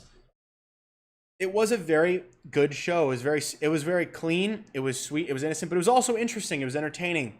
It had like a detective kind of crime solving like aspect to it, but it was a period piece as well. Very fun. I liked that. I really do enjoy that. I hope they bring something like this back into into a Disney Plus. That'd be great. But this, again, this is a female-led franchise, and people liked it. And it did get canceled, but again, it's because it didn't actually have a huge audience, but the audience that it had liked it. So that's the bummer, is that like when it did this one, I guess you might be like, oh, this is what those feminists were talking about. They're like, oh, men didn't go see it. Well, guess what? Women didn't go see it too, right? Women didn't continue watching it on ABC either. So this is like where you got to just put it on a streaming platform and make it that ongoing content, because people will watch it. People will, and people do. It was well liked. It just wasn't liked by. It wasn't watched enough. That's the problem. Maybe they could have stood to do better advertising for it, because I didn't even know about it for a little bit. I knew it was there, but I didn't even know it was on ABC. That's the problem. It's like you trying to find it. I don't even watch television. I'm streaming everything. So if they had put it on a streaming platform, that would have made the viewership go up. But anyway, then you find like Supergirl. This one, I think you have to take season by season because different seasons got way different ratings for this one. But again, you know, the critics adored this. The audience was very torn on the score. It was 50%, right down the middle. Half liked it and half didn't. And that's pretty much what happened. Top critics, although this one is also like the other ones where the score goes up if you do the top critics. But nevertheless, like again, it shows some people like certain content, and sometimes those same people will watch content that is similar but crappier, and they won't like the crappier content. Sometimes it's just about quality. Sometimes it's about not messaging too hard, which is ironic because Supergirl is nonstop messaging politically. Nonstop. All the time messaging politically. But they still make good content. Like the quality is actually pretty good. So like they had good CGI. They have some really cool villains. They got a lot of great villains on that show. I really enjoyed that. They had Martian Manhunter, which was like every DC comic book nerd's dream come true. In fact, that's actually why I stuck around watching that show, despite the politics, because I didn't want, when I watch nerd content, I'm not trying to be political. I have my views, and I am a political kind of guy. I do delve into politics all the time. But nerd content is my escape. I don't want that reality in the fictional world. I want to disconnect. That's the point. So to me, it defeats the purpose. But I chose to stick it out in Supergirl, and it was tough. But Martian Manhunter got me through there. So that's pretty much that was. But people like this one, so it kind of defies what the feminists say. DC's Legends of Tomorrow, 87%, 73%.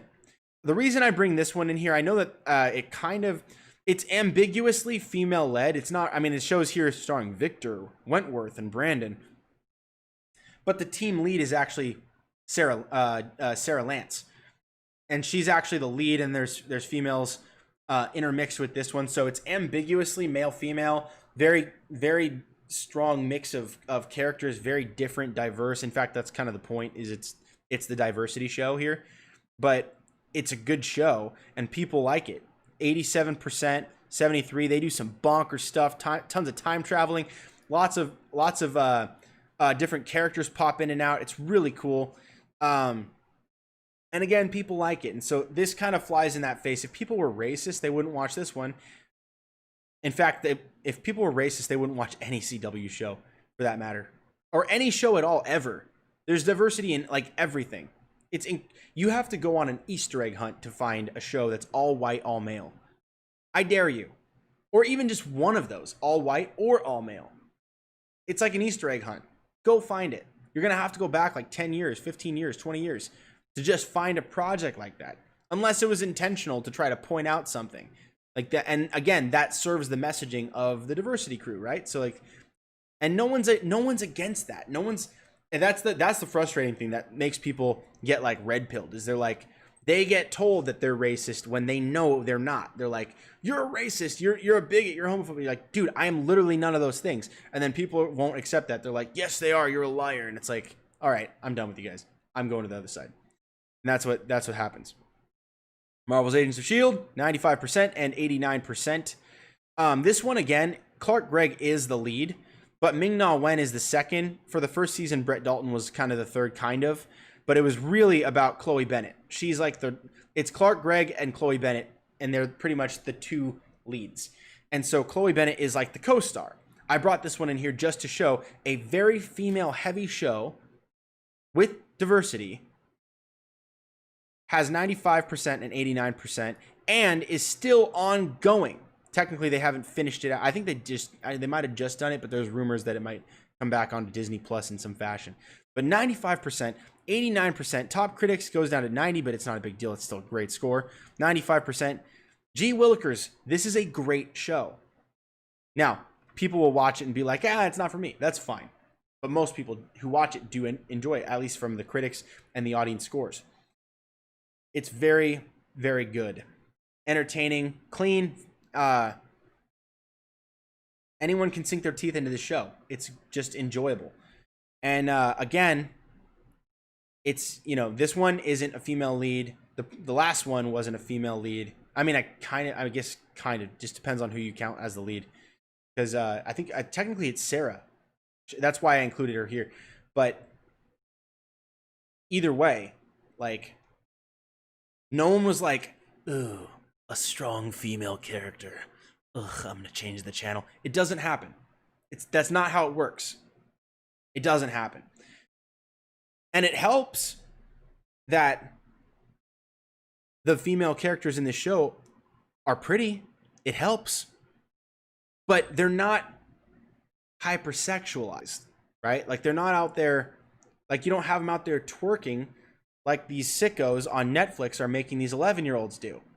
It's not happening. That's not what it is. They just are beautiful females. And they are strong and they're fighting and they're doing their thing. But it's not like, I'm a woman, I can do anything men can do. No, you just show them doing epic stuff. That's what people like. Don't tell people what they should like. Just give them something they'll like. That's what it's all about. Show, don't tell. And that's the case. And so if you have to tell people, oh, it's women, it's females, this is our struggle, this is our plight, guess what you're doing? You're not giving them a good show, you're preaching. That's what it is. And people don't like to be preached at unless they're very self-aware and they're trying to work on themselves in a way that they feel they need to work on themselves. But this is not the case, because no one out here, it's incredibly rare. Let me say this. I don't want to say no one because it's not literal. But if I can be hyperbolic for a second, nobody is racist today. There's racist jokes. If you watch Dave Chappelle, there's plenty of racist comedians, but they're joking. They're not serious. It's not real racism. It's not acts of racism. It's not people hurting other people because of race.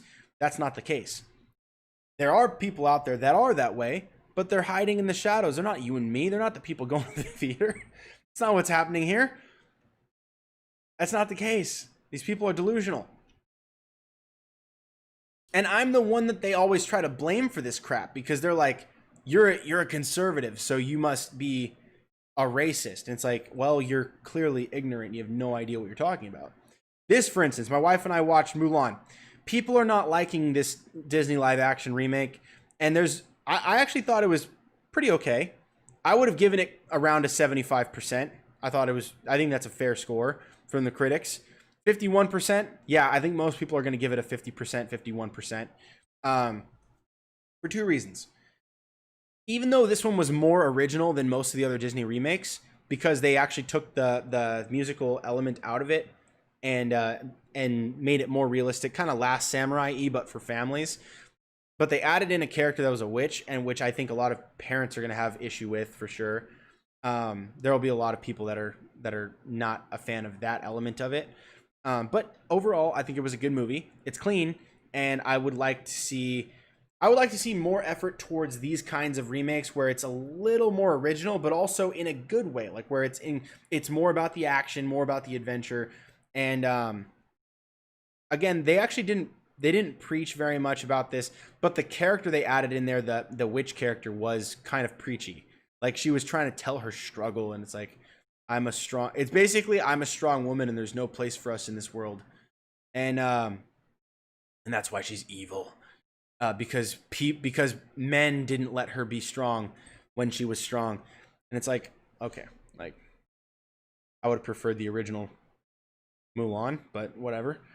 But I thought it was a fairly okay movie. I say fairly okay. I'm not making a full review of it right now. Now, let me point out, those were all the stuff that have already come out. These reviews are there. Like, we know kind of how the general audiences feel. We know that it's bullcrap, that people are like, oh, it's males, it's white males that are poo-pooing all these female-led projects. No. It's white males that are majority making these female-led projects. And frankly, I don't think they're doing a good job with some of them. With others, they're doing a pretty good job. I actually seen almost all of those, except for I haven't seen Harley Quinn yet. I need to see that. And then, and the Harley Quinn show, but that's because I don't have the DC Universe app right now. And but we've got more female leads coming. Look, Eternals is Angelina Jolie. WandaVision is going to be Elizabeth Olsen. Black Widow, Scarlett Johansson. Doctor Strange in the Multiverse of Madness is a co-op. It's a co-lead of Benedict Cumberbatch and Elizabeth Olsen, which is going to be amazing. Thor Love and Thunder. We're not even sure if Chris Hemsworth is the actual lead character in this film. It is likely that he will be, since it's his name, but they also have hijacked his name to give it to I almost said Padme Amidala. What's her name again? I keep forgetting her name. Natalie Portman. They're gonna Natalie Portman, and then also Tessa Thompson are also going to be lead characters, co-lead characters in this film. We have more than one female co-lead that is going to be in Thor Love and Thunder. So are people still pretending that there's no place for strong females, or like that we're not doing anything? Like, and when I say we, I mean the industry in general, because I'm not part of the industry, I just talk about it. But like, are we going to pretend that this isn't something that's happening? Are we going to pretend, for instance, that the Hawkeye show isn't about Kate Bishop when it's literally the description of the show? Are we going to pretend that that's not building up for the Young Avengers, which is majority female? Are we not? Like, this is, or I guess it's half female. It's half female, but fully LGBTQ messaging, and then anti-Christian, anti-conservative. It's very left leaning politically. I hope that they keep the politics out of it. That's going to be a really that's going to be a bummer for me, honestly. But and a lot of people are going to be like, dude, this sucks. But because I actually do want to see the Young Avengers in the MCU and in Disney Plus. But I want to see it done right. I want to see it done well, and I want to see it done in a way that's not going to be sexualizing kids, for one, like Netflix is used to doing now. And then also, I want to see it done in a way that's not like preaching at you for anything. I don't want to see preaching. You can have good virtues like the Power Rangers does, where it's like you use your powers for defense. If it's for the character development of the characters in the show, that sort of thing, that's good. But if you're literally preaching to the audience, like Supergirl does, that's going to cost you. It's going to cost you a lot, because people don't want that. That's not what the customers want. Give the customers what they want. All right, and then let's also talk about the Phase 4 update. We've got 2 of the 3 shows are going to be female-led. Almost female exclusive, you might say. Miss Marvel and She-Hulk. $20 says the co-stars of those 2 films are also going to be females. Moon Knight, guarantee you the co-star of that film will probably also be a female. We're going to probably see, in fact, there's not a single Marvel project that doesn't involve a female as one of the co-stars. I'm pretty sure that there's, let me think back through this. Let's see. No, Captain America had Peggy Carter. And then when he didn't, he had Black Widow. Iron Man had Black Widow and Pepper.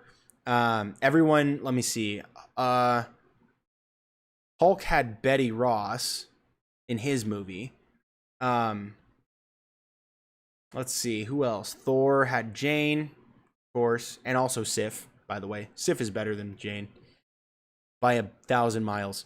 So these are the things that I'm just trying to point out. There's been all this stuff, and guys go out to see this. Guys are like, I want to go see Elizabeth Olsen as Scarlet Witch.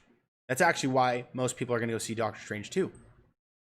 Because Doctor Strange is awesome, but people are going to be like, holy cow, Scarlet Witch is going to be in there. She's a flipping X-Man, but she's like, you know, she's one of the Brotherhood or whatever. People are going to go see that. Like, they're going to go see that. That was one of the big draws for Avengers Age of Ultron, was that Scarlet Witch and Quicksilver were going to be in it. Really, it's funny to me trying to wrap my head around the lies that people believe about people going to see this kind of stuff. So I wanted to bring this all to a close to just say, look, nobody has a problem. Nobody has a problem with there being relationships in shows, relationships in movies and TV. Nobody's got a problem with that. There's some that have a problem with, like, for instance, having an LGBTQ relationship mentions, that sort of thing. As a Christian, I know what the Bible says about this, right? And I can tell you that if you want to know, I'll tell you straight away. But and I do feel the same way. As far as it comes to content creation, people are going to make the content that they want. I hope they don't sexualize stuff.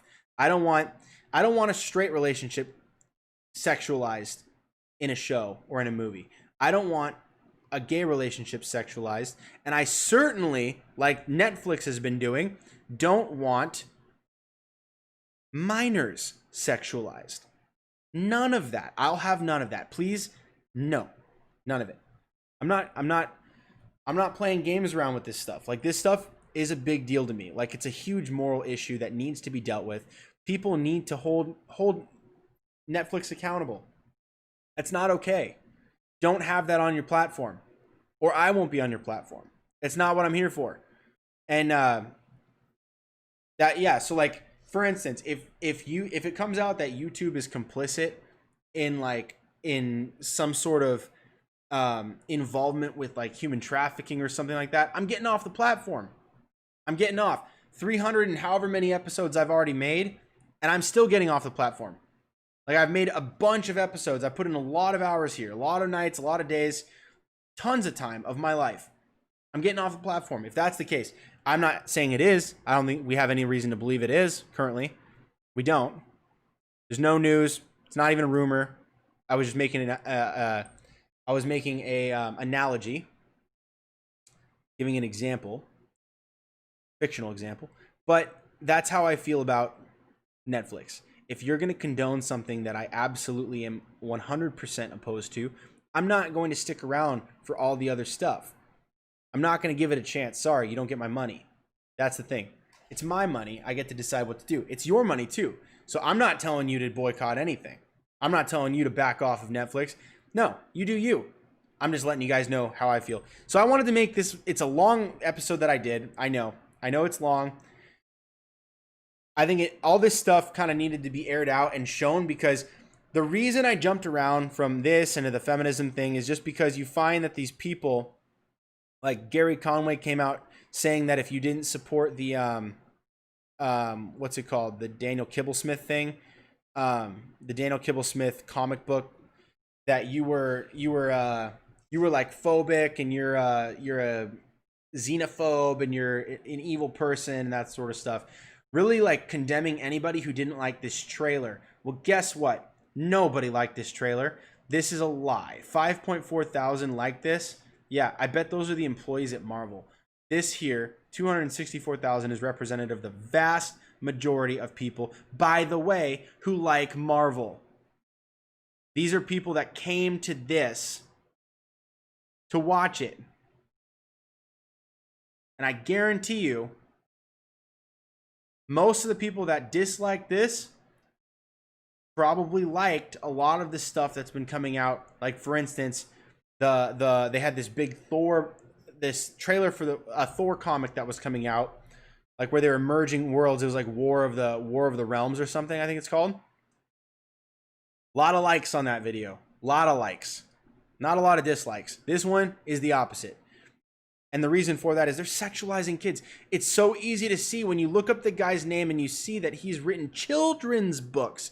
Not books, children's books. Called Santa's Husband. And he's sexualizing the kids towards homosexuality. And it's like, look, if you believe that people are born this way, why do you have to indoctrinate them? Why? If they're born this way, why do they need you to sexualize them? Let them get there on their own. If they aren't born this way, well, then we know that you're sexualizing our kids towards this thing. Why are you doing that? Get your book out of my kid's head. I don't want it there. This is the thing. So, yeah, I don't know. This guy's a creep. I don't like him. I don't like his content, and I don't even like Gary Conway anymore, because he's pretty much an idiot, honestly.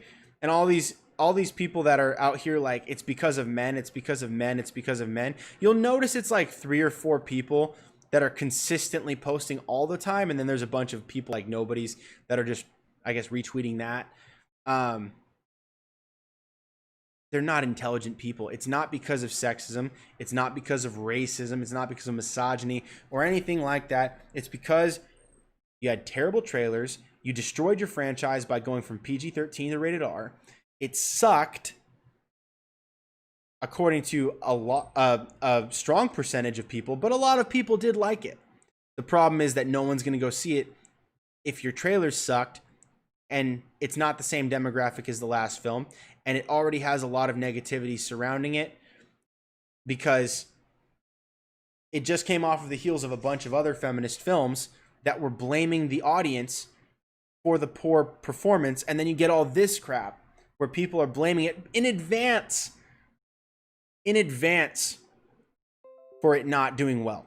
So this is the garbage people are just sick of. Make a good film and shut up. Let people watch it if they want to watch it. So that's kind of like the thing. And that applies to the sexualization of kids. Don't do it. The customer's always right, and they hate when you do that. And they're going to not only boycott the film, they're going to boycott the platform, and they're going to go somewhere else. So this is kind of what it is. Now, all of this to say, we have a ton of comments. Let me try to take these as speedily and as effectively as I can. Let me see if I can just see if I can come over this way. Okay, I'm going to put the comments here so I'm not like twisting my neck all the way around. Okay, so we have, wow, we have a lot of comments. My bad. Okay, Daniel's Hot Topics. So I wrote you on a vid. This world is getting to be quite disturbing. You got cops harassing civilians verbally, but if the civilians fire back with worlds, it's illegal and they get thrown in jail. Yeah, it's interesting. Like, I've seen that people were getting harassed by cops about the masks and about playing outdoors with their kids. Even in their own front lawn, a dad got arrested. I think it was in California. He got arrested for playing catch with his daughter in his front lawn. We're living in clown world. Clown world, people. And this is effectively what's been going on in California. I mean, that's old news now. That's like the least of our problems. Now you can't go anywhere without your stupid muzzle. And it's ridiculous and hilarious. Although I will say, it's not the cops' fault though, because they're being told, I mean, it is in part, they do take responsibility for their actions, right? They do. But I'm not excusing them from harassing, because they took an oath to uphold the Constitution of the United States, and it's being violated. So that's what's happening. There's a lot of great cops that said, I'm not putting up with this garbage. I'm not doing this. I'm not going to do that. And we in San Jose, which is where I am, we have a great police chief who was like, look, this violates the Constitution. I'm not going to do anything about it. Thank God for him, because all of the people in our area are progressive and liberal anarchists that are running our clown world state. It is appalling. It's mind-boggling, this stuff. I showed you guys the SB 145 bill that was passed to give legal protections for pedophiles. That's effectively what happened. And you'll get checked. It'll be like, oh, that's not what happened, because it's not legal to commit pedophilia on a child, or to rape a child. It's like, that's not what I said. I didn't say that. Legal protections means you are giving protection legally to pedophiles by not forcing them to register. So that's what's going on. And it's weird. I've got a lot of these comments I'm going to try to jet through. In fact, I'm going to go way quicker than that comment. That was like a way too long comment. So I'm going to do that. Thank you for the comment, but I'm going to try to be quick. Let's see. Oh, it says, Hunter Iggy says, don't forget about drag queen. It means that man dress up as a woman. Yes. Yeah, I remember that. Yeah, I think that was back in the beginning of the video when I was listing, like, I think I said, like, gay, straight, gay, lesbian, gay, bi, trans, and then I didn't do drag. They kind of, drag still exists. it's pretty rare that that's not linked to one of the other letters though. So like drag isn't really its own thing. Drag is part of either, like if they make minors do it, it's part of pedophilia. If like, you know, like they had that show or whatever, there was that like little boy that they were forcing, his parents trained him to strip in front of gays and pedophiles. Distinction there, gays and pedophiles. But they were like putting money in his underwear and stuff, a little boy. Like really disturbing stuff, like really horrible. And so this is like the kind of garbage that we have to deal with now. But that's not the same. So like drag isn't like, drag is what you, that's how you dress. You know, drag is kind of how you dress, but it almost always happens to be that it's like a gay guy that's dressing in drag, or it'll be a straight guy or a bi guy dressing in drag, or it'll be, you know, like it's actually pretty rare that it's a female. I don't even know if it's possible. I don't even know if there's a word for that where a woman dresses. I think it's just dressing butch or tomboy or something, or cosplay. I don't know. But like for male dressing female and moving in a very sexually flamboyant way, that's usually the drag. That's usually what drag is. Anyway, so Daniel's Hot Topic says, I wrote a video on, I already read that. So it says, Daniel's Hot Topic says, illegal and they get thrown in jail. I think I read that as well. Spider-Man Show says, Mark Harmon from NCIS. Mark Harmon. Is that the main guy? That's the main guy? I always forget his name. Yes, I'll accept that. I'll double check it later. But it says, I have seen, Daniel's Hot Topic says, I have seen people in tears because they are alone and depressed. And I've seen other people call the police on these people and the police coming and yelling at the depressed people to shut up. Let me read that again.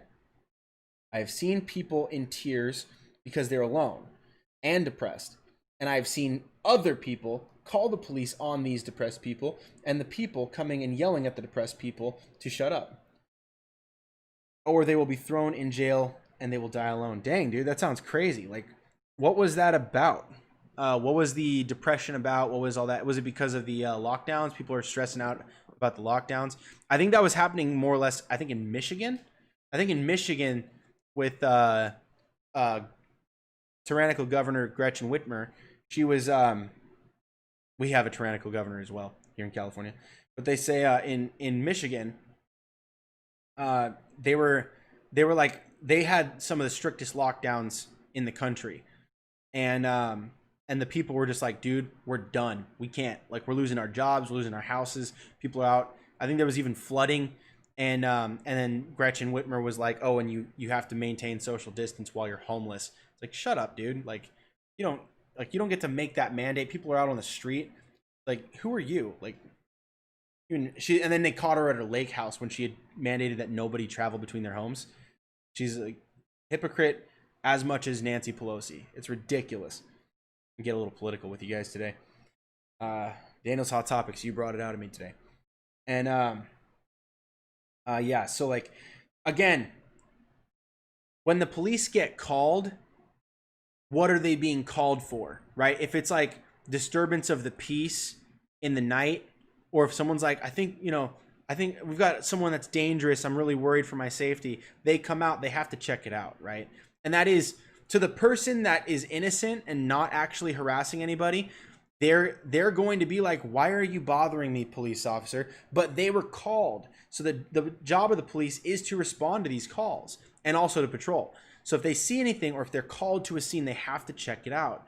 And so, yes, they can harass. Sometimes that you do see that this goes in a not good direction, and sometimes it's more obvious and you're like, why didn't they see that? Like, why couldn't they have done that? But we don't know what they've been told. We don't know if they were told this person has a knife and they're trying to check to see if that person actually has a knife. You don't know, right? So like the liars that are like, if they see a bunch of people depressed and they're like, I'm gonna call the cops on these people, they might be like, dude's got a knife, or they smell like weed, or like, you know, like they might say something like that to get the cops to be more concerned and hopefully check it out if they're busy on that night. Like, obviously they're going to get out there eventually. They're going to try to get there as fast as possible. That's the point of police. But you don't know what they're expecting. You don't know what they're told. So they have to take precautions for their own safety, for the safety of others. And so if the person that is the true victim happens to be the person that was called out, if they're the one the police are there to like look at, it's unfortunate, but they will get to the bottom of it. But they're going to have to harass that person first. So you don't know, right? Like, and I'm not like a police are always innocent guy, but they are usually the good guys. That's how it goes. Their job is to do that. And they have body cams to ensure that there's accountability. It's also why they travel in partners. That's also why, they're always accountable to these things all the time. Cops are quitting left and right. Cops are getting fired left and right. Cops are even dying left and right in numbers way higher than any demographic of people is at the hands of the cop. It's true. That's a fact. And so let me go ahead and continue on reading. Let's see. I have seen people. No, I read that one. Or they'll be thrown in jail. Yes. Dying alone, like elderly people in New York City, in hospitals, and all across the United States where there are lockdowns and people are not allowed to see their family members, and they are dying alone as well. Never a good thing. People should not die alone. Daniel's Hot Topics. But if the civilian fires back with words, it's illegal and contempt against a police officer.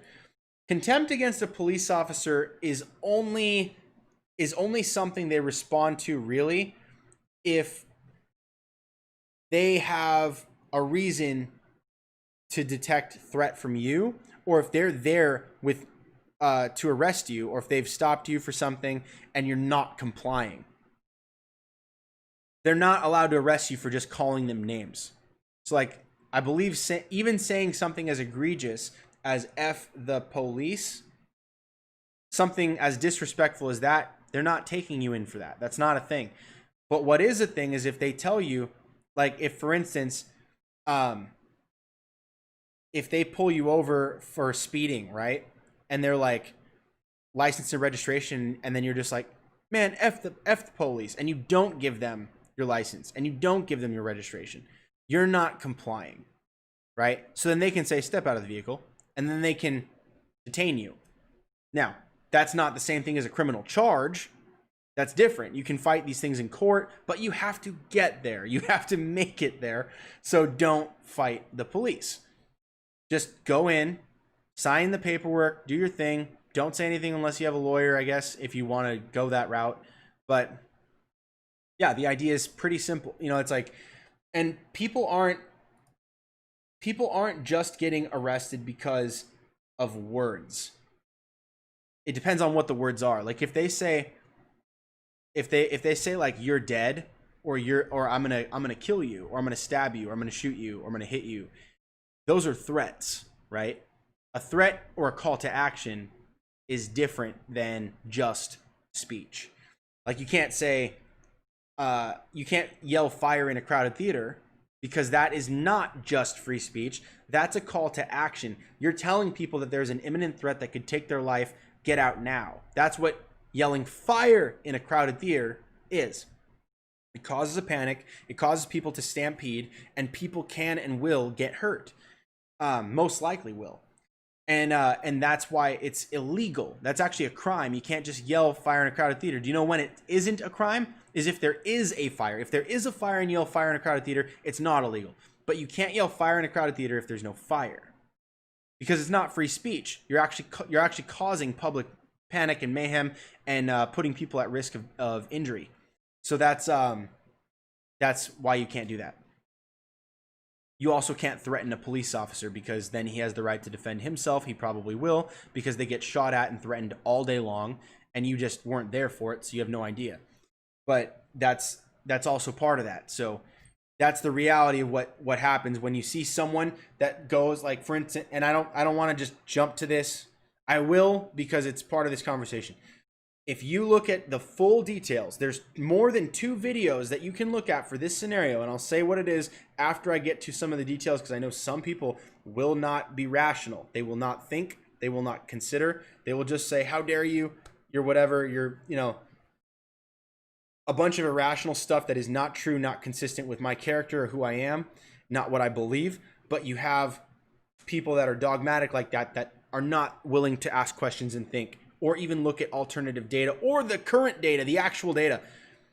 But you look at a scenario where a criminal is wanted, actually has a warrant out for their immediate arrest, and was called, the cops were called on this individual by that person's sexual assault victim that day, and the cops come out immediately to help the victim from the assailant, and the assailant is still there, and then the assailant fights the cops and then gets away and tries to go for the door of a vehicle, and they have to shoot the guy because there were kids in the car that belonged to the victim that called the cops on the guy who attacked the cops.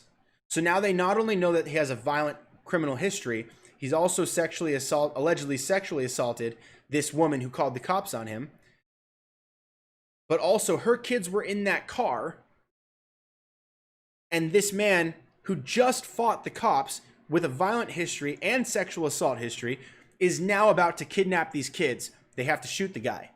And the guy lived. He's not dead. We're talking, of course, about Jacob Blake, if you didn't know.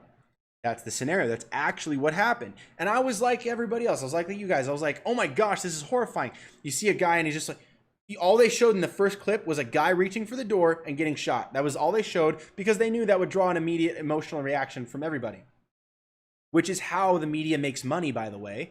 That's how videos go viral, is immediate emotional reaction. That's what it is. That's how people get viral. But that's not the full truth. That's only one shred of the evidence of what actually took place. There's a second clip that shows him fighting with the cops, and actually winning. He's actually apparently a decent fighter. He was fighting multiple cops, holds his own, and then escapes, and then goes for the door of the car where two kids were in the back that belonged to the woman who was just sexually assaulted and then called the cops on Jacob Blake. She's the reason the cops were there. Because she called the cops on Jacob Blake, because she was sexually assaulted by Jacob Blake, because she was threatened by Jacob Blake's return. This is what happened. And then after he gets violent, and it wasn't words, he wasn't just saying words to the, and I know this is not the scenario you were talking about, but it's not just the words, it's the actions, it's the behavior. If you don't behave like a criminal, you're not going to get treated like a criminal. And frankly, he was a criminal, but that doesn't matter. If he didn't behave like a criminal, he wouldn't have been treated like one. You get arrested because he has a warrant out for his arrest and because someone called the cops on him. For a good reason. He's dangerous. But that's what happened. So like, yeah, so I know I'm going to lose some viewers for that one, but I got to tell you guys the truth. I'm telling you the truth. And you can look it up. Obviously, I didn't have it in the description. I wasn't planning to mention this. You can thank Daniel's Hot Topics for that one. But but there's a lot of misconception. There's a lot of misconception about what's going on right now. And that's a big one. That's a big one. The guy got marches. I don't know about you guys. I'm not marching for someone who's committed sexual assault. It's not happening. I'm not going to do it. First of all, I'm a dad of 3 kids. I've got a wife, I've got a job, and I've got a hobby. And I go to church, and I serve in a secondary ministry. I don't have the time to march. It's got to be really important to me, this cause. It's got to be really important for me to set aside something else. And that's none of that is including my alternative social life where I invite like somebody over, we, like hang out, talk, whatever. I just don't have the time. So if I'm going to march for something, it better be a dang good cause, and it better be for a reason that I actually believe in. And if I actually believe in it, that means I've read about it. That means I've studied it. That means I've looked at it. I have the data. I know what I'm doing. I'm not out there blind just because everybody else is doing it and because everybody else thinks it's virtuous. I don't care if everybody else thinks it's virtuous. I have to believe it's virtuous because I have to do the research. Just like if I go in here, I'm not going to show you guys something that I haven't researched. If I've researched it, I'll show you guys if I think it's worth sharing. But I'm not just going to show you guys something just to show you something.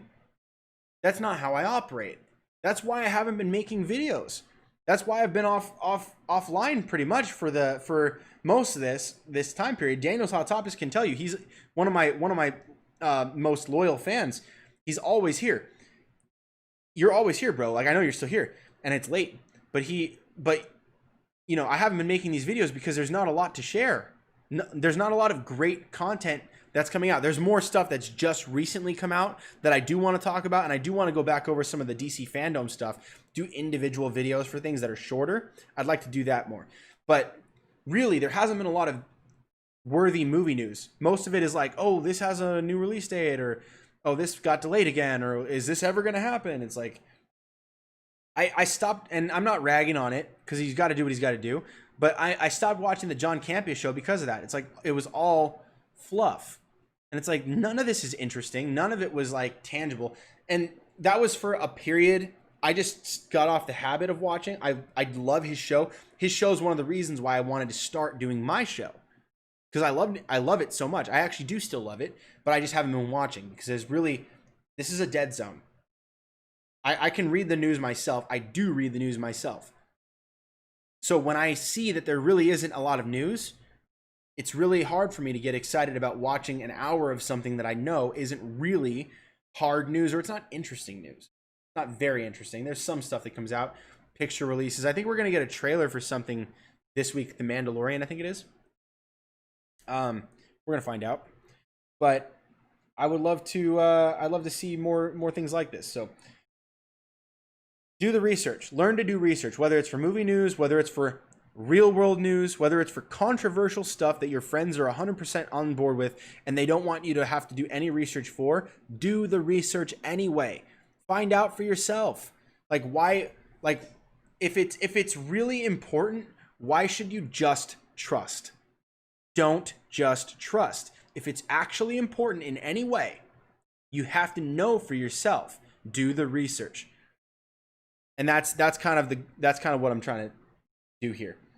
You guys know me, you know my style. I link stuff in the description of the videos so you can check it out yourself. I always do that. It's all, the resources are there. This one, I didn't put all the Rotten Tomatoes in there, but it's a Google search. You just put the name of the film and Rotten Tomatoes, and then it's right there. First one. So let me go ahead and get through these. They've got a ton of these comments. I appreciate you guys. This is actually really cool. Long video, but I'm enjoying the heck out of it. So it says, I've seen people, but the civilian fires back with words, illegal, contempt. No, I saw it. Okay, so that one. Marvel needs to... Oh, yeah, so then Spider-Man show says, Marvel needs to stop doing this. The writer is messed up. Yes, he is. The writer's over here for this comic book sexualizing children. It majorly backfired, and then what do? Gary Conway, another crazy writer who's made content that I like, he comes out and now he's bashing the fans, and he's like, if you didn't like this, you're evil. It's like, dude, you need to take a giant chill pill and stop arguing for pedophiles. I'm not saying that Daniel Kibblesmith is a pedophile. What I'm saying is that this is a disgusting move. Stop sexualizing everything. We don't need to sexualize everything. We don't need to sexualize anything. Nothing in this entertainment industry needs to be sexualized. Our mental stability, our social interactions, and our culture will be better off if we stop sexualizing everything. Music, TV, movies, magazines, everything. Stop sexualizing it. We'd be better off, 100%. 100% better off. In every way.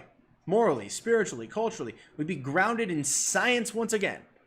It'd be beautiful to just stop propagandizing and grooming children for pedophilia and sexualization. We don't need that in our world. It's evil. I don't like it. I'm not paying for it. That's a fact. I'm not going to pay for it. I'm not paying for it. If I have a vote, I'm voting against it. If they're teaching it in our schools, I'm voting to defund education. That's how, and because private education is better, because if you want it in the private education, you can have it. If you get your money back from the tax dollars we're putting into education, guess what? You can now afford a private education. It doesn't have to be the most expensive private education in the world, but it will work. You can get that done. It can absolutely 100% work. If you have less taxes, you have more money to spend. And then you can get whatever you want. If you want a certain education, you can get it if you have your money. But if you're paying 30% of your, or 40% of your paycheck in taxes, 20% of your paycheck in taxes, guess what? That's 20% of your hard earnings you don't have. That's like, you don't get to get what you want if you're not getting your paycheck. Does that make sense? Just get your paycheck and decide for yourself. You're a grown person. You don't need the government to tell you where to spend your money. You spend your money. What if you wanted to save all your money? What if you wanted to save all your money and then retire at 50 and then live the rest of your life a very wealthy person? Like, what if that's what you wanted to do? They're like, oh, well, you have Roth IRAs. You have 401ks. Yeah, you can do that. But you can also do that with more of your money if you wanted to and grow it faster. Like, why is that not a possibility? Why do you have to tell me how to spend my money? I don't want the government spending my money. I want to spend my money. Now, there's things like the police that I like. Things like that are actual benefits to society, public goods that are benefiting everybody, including myself. Police, fire department, the military. I like these things. I think those are good things. Keep those. To a degree, infrastructure. But again, we can privatize that. We can privatize infrastructure. That sort of thing. Like, I do believe that there's a place for these things. I haven't thought through the infrastructure part of it very much, but I'm very interested in that. I will be looking into that. And my votes kind of go towards less taxes. That's generally how I operate. Because I think that you're smart enough to spend your own money. That's what I think. And I think I am too. So, and then Daniel's Hot Topic says, if you saw a person in tears because he's alone and can't get a girlfriend, and his mom calls the police, and the police harass this poor guy and yell at him and tell him to shut up and you're going to die alone, we will throw you in jail with the big guy named Bubba who will have his way with you. What would you think? What would you say? What would you say this cop is? I would say that cop is a caricature of what's his name? Harvey, what's his name? The guy from Gotham in the Batman universe. What's his name? Harvey something. The detective that's always with Commissioner Gordon. I'd say he's like that guy. I'd say that was a caricature of a cop that people are blowing up. If that's a real scenario, dude, if that's on video, you've got to send that to me. You've got to. I'll break it down. I'll give you my honest opinion. I don't think that that cops should be degrading people. I'm not paying them to be a bully, but I do pay for law enforcement. Sometimes, sometimes people get misread, mischaracterized. Sometimes someone meaning well will be like, "Hey man, I'm sorry," but when you put your hands up like in a quick motion, they think you're like coming at you because they just had a whole day of like fighting thugs in the street. So they're all traumatized. And you get them all startled and stuff. Yeah, no, the scenario you posed, I don't know if it's real. Doesn't sound good. It doesn't sound good on the part of this cop if it's fictional or true. But yeah, I would say that sucks. You're gonna die alone, and we will throw you in jail with a big guy named Bubba who will have his way with you. Yeah, that's pretty awful. It's funny though. I feel like that should be a line in a TV show. In a comedy, that would be downright hilarious. In reality, that's not funny. I mean, it's funny to think about, but in a real scenario, that's like not good. So yeah, I would say that's not good. Very bad even. Yeah. But if you've seen Cobra Kai, a little tough love can go a long way. Daniel's Hot Topic says, disgusting and evil. There's no justice and so much corruption in this. And it says the Bible is right. There is nothing new under the sun. That's correct. Yeah. And I would say, yeah, there's a lot of darkness. There's a lot of evil. And it is in the police as well. Like, I'm not saying that they're like a pure and just holy institute, but the law and order is a biblical principle. Having the cops have a system of accountability is good. We have that in place. Yes, we can improve. And I'm totally for reform and discussion. Trump is actually the one enacting these reform discussions. He's brought together the black community and the officers from around the nation, the captains and the chiefs, brought them together, and they've done sit downs, and they're talking about reform and policy that they can implement to make things better. And it's the black community has been brought into the White House to make these discussions happen. And so this is like, this is good. This is what we need. And Trump's getting it done. And so this is a good thing. So like him or hate him, doesn't matter. He's helping.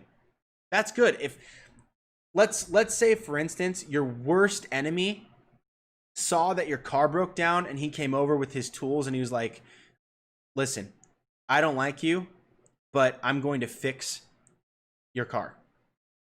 And you're stuck on the side of the road and you're starving and you're dehydrated, the sun's baking, your car is like 900 degrees.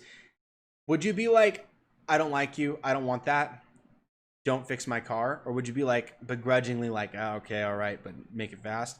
Like, would you be like, would you let that happen? If someone you don't like does something good, are you going to be mad that they did something good? That's the question, right? So like, I'll be honest and say that I don't like our governor. I don't like Gavin Newsom. I don't like him. I don't like nearly anything he's done. But if he loosens restrictions on churches to be able to open back up, I praise that. I actually did. I tweeted out something that he did that I liked, and I was stunned. I was floored because it was to the benefit of religious freedom. And I was like, okay, if I'm going to be one of his biggest critics, when he does something good that I like, I need to be the one that says something. It is my responsibility to not just be the hate wagon for Gavin Newsom, because I don't hate anybody, but you know what I mean? Like if I'm going to be a hater, if I'm going to be poo-pooing on everything he does and like sharing things and being like, this is our criminal, our criminal in chief, Gavin Newsom, or whatever, I'm going to have to be the one that is also honest enough to say, this is a good thing. Thank you, Gavin. Please do more of this.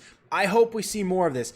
Even though I don't expect that we will, I sure hope that you continue doing these things, because this is a very good thing. And if you continue in this direction, I'm going to be speaking about you in a positive light more often. I need to be able to do that, because otherwise what incentive do they have to be better, right? So when it comes to Trump, if he does something that you like for instance, bringing together the black community and the police for reform discussions for the police, that's a good thing. We have to support that, right? Otherwise, do we even want reform? Right? Like, because if you don't want reform, it makes sense that you wouldn't praise that. But if you do want reform, shouldn't you praise that? Like, shouldn't that be something you're like, hey guys, check this out. This is a good thing. He did something good.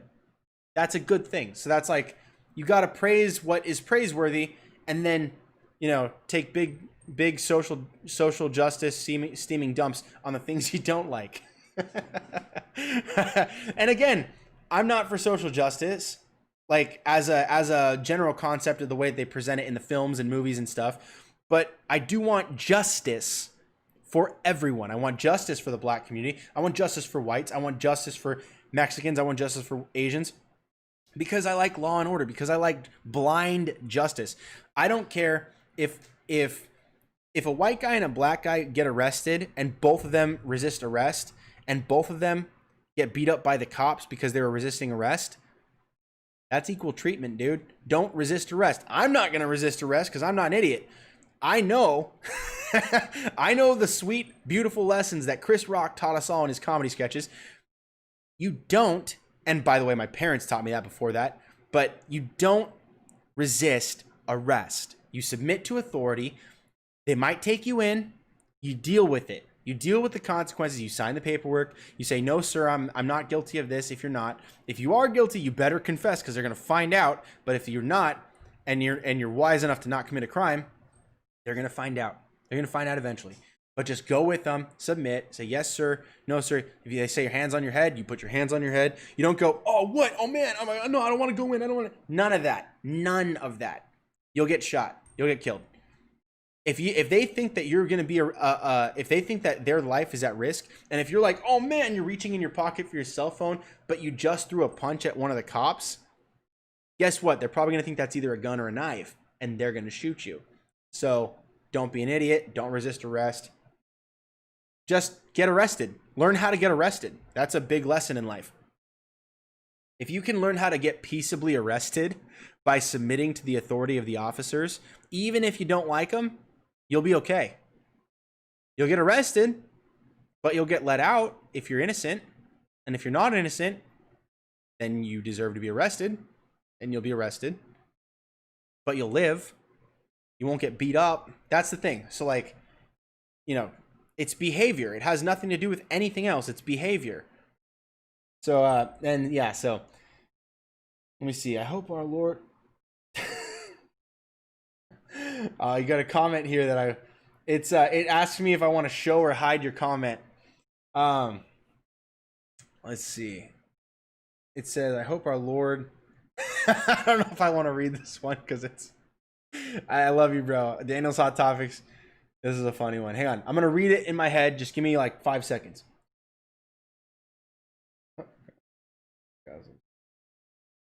Oh my gosh. Okay. So you made a comment about hoping the Lord brings justice.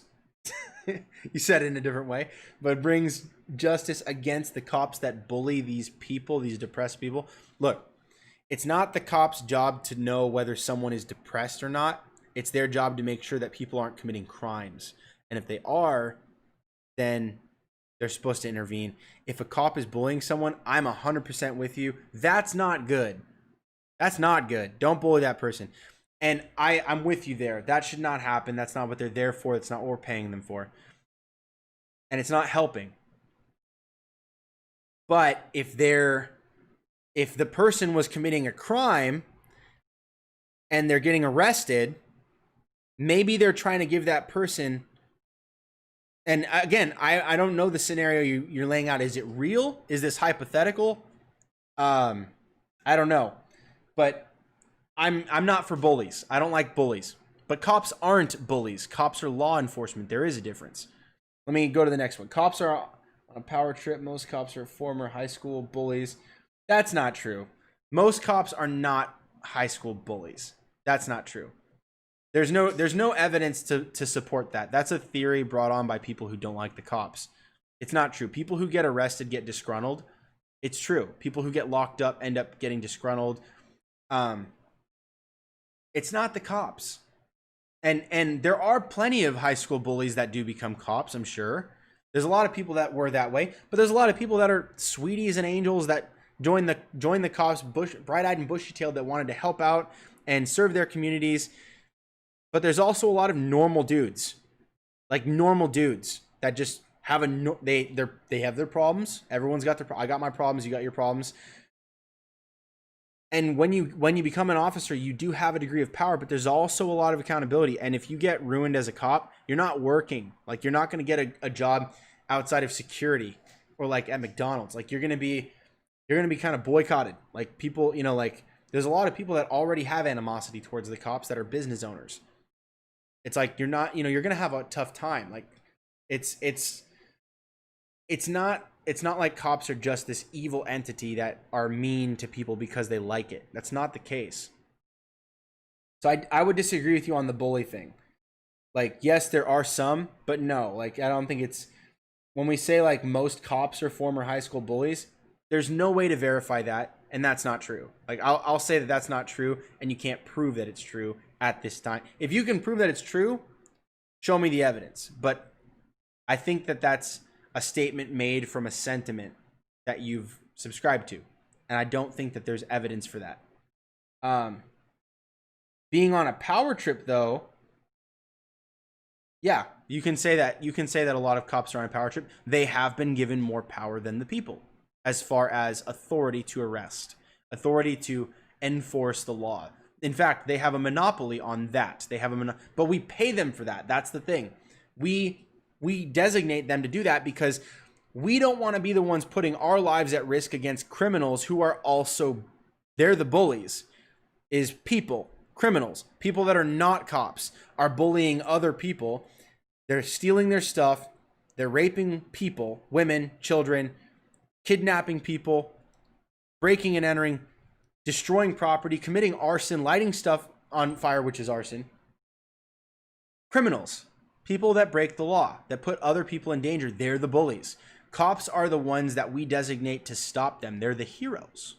So I disagree with you on the premise that they're all the high school bullies. And if they were high school bullies, guess what they are now? The hero. That's the job. Doesn't mean they're always good. It doesn't. I'm not saying that. I'm not going to try to make that claim. But we pay them to be our heroes and to put their heads and their necks and their lives on the line. Literally, they'll die for us, to protect us and keep our communities and our property and our families safe. So I disagree on the premise. And then let's go to the next one. Dude, I'm never going to get through all these. Daniel's Hot Topic says, anyway, Doctor Strange, The Multiverse of Madness will start production November 2020. Flashpoint movie will start filming in 2021. Yes. I think I covered that in the last video. Daniel's Hot Topic says, oh no, Daniel, I love collecting DVDs, and I'm hearing that they will stop making DVDs in favor of streaming, so it will be streaming and no DVDs. Yeah, I believe that's the case as well. The problem with that, and Daniel's Hot Topic says, the problem with that is that people want to own their entertainment, but with streaming that do not, you do not own it. The streaming provider does, and they can take down the server when they want. That's true. I like physical media. I actually prefer to have physical media, but it is extremely convenient to have streaming. My wife's coming home, so the garage door is opening right now. So sorry if it's kind of loud right now, but I'm going to continue on anyway and just wrap up the comments. And it says, anyway, I hope that in the Flashpoint movie they use the branching off the timeline theory, where you do not erase realities and you just create a new one, and that branch off, you are just helping the multiversal process. Yeah, I agree. I would love to see more of that too.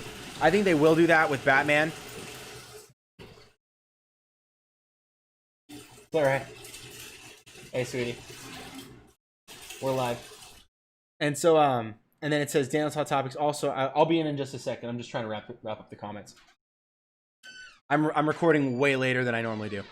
So it says, also, I would argue that it was always branching off the timeline theory, but they just did not say it because they thought it was confusing for people, like example in Back to the Future. In Back to the Future, I think Marty's original reality is the one he came back from, where the dad is working on the car lot and Biff is the supervisor and his mom is depressed, and I think that reality still exists. Yeah, I think it's really I think it'll be fairly similar. What they're going to try to do is rewrite the timeline, and I think what they're going to do is wait until the Snyder Cut releases and people get a chance to see that. Because once the people get a chance to see the Snyder Cut, then they have a general direction of, oh, maybe if people really, really like the Snyder Cut, we can go back in that direction and recycle and do the Ayer Cut for the Suicide Squad, and then retcon a bunch of stuff and start going in a direction that is a little bit more serious, the way that we originally wanted to be different from Marvel, but then cowered it out and chose to go back in the direction of Marvel, which, again, I don't think is an inherent problem, but it caused problems with tonal difference.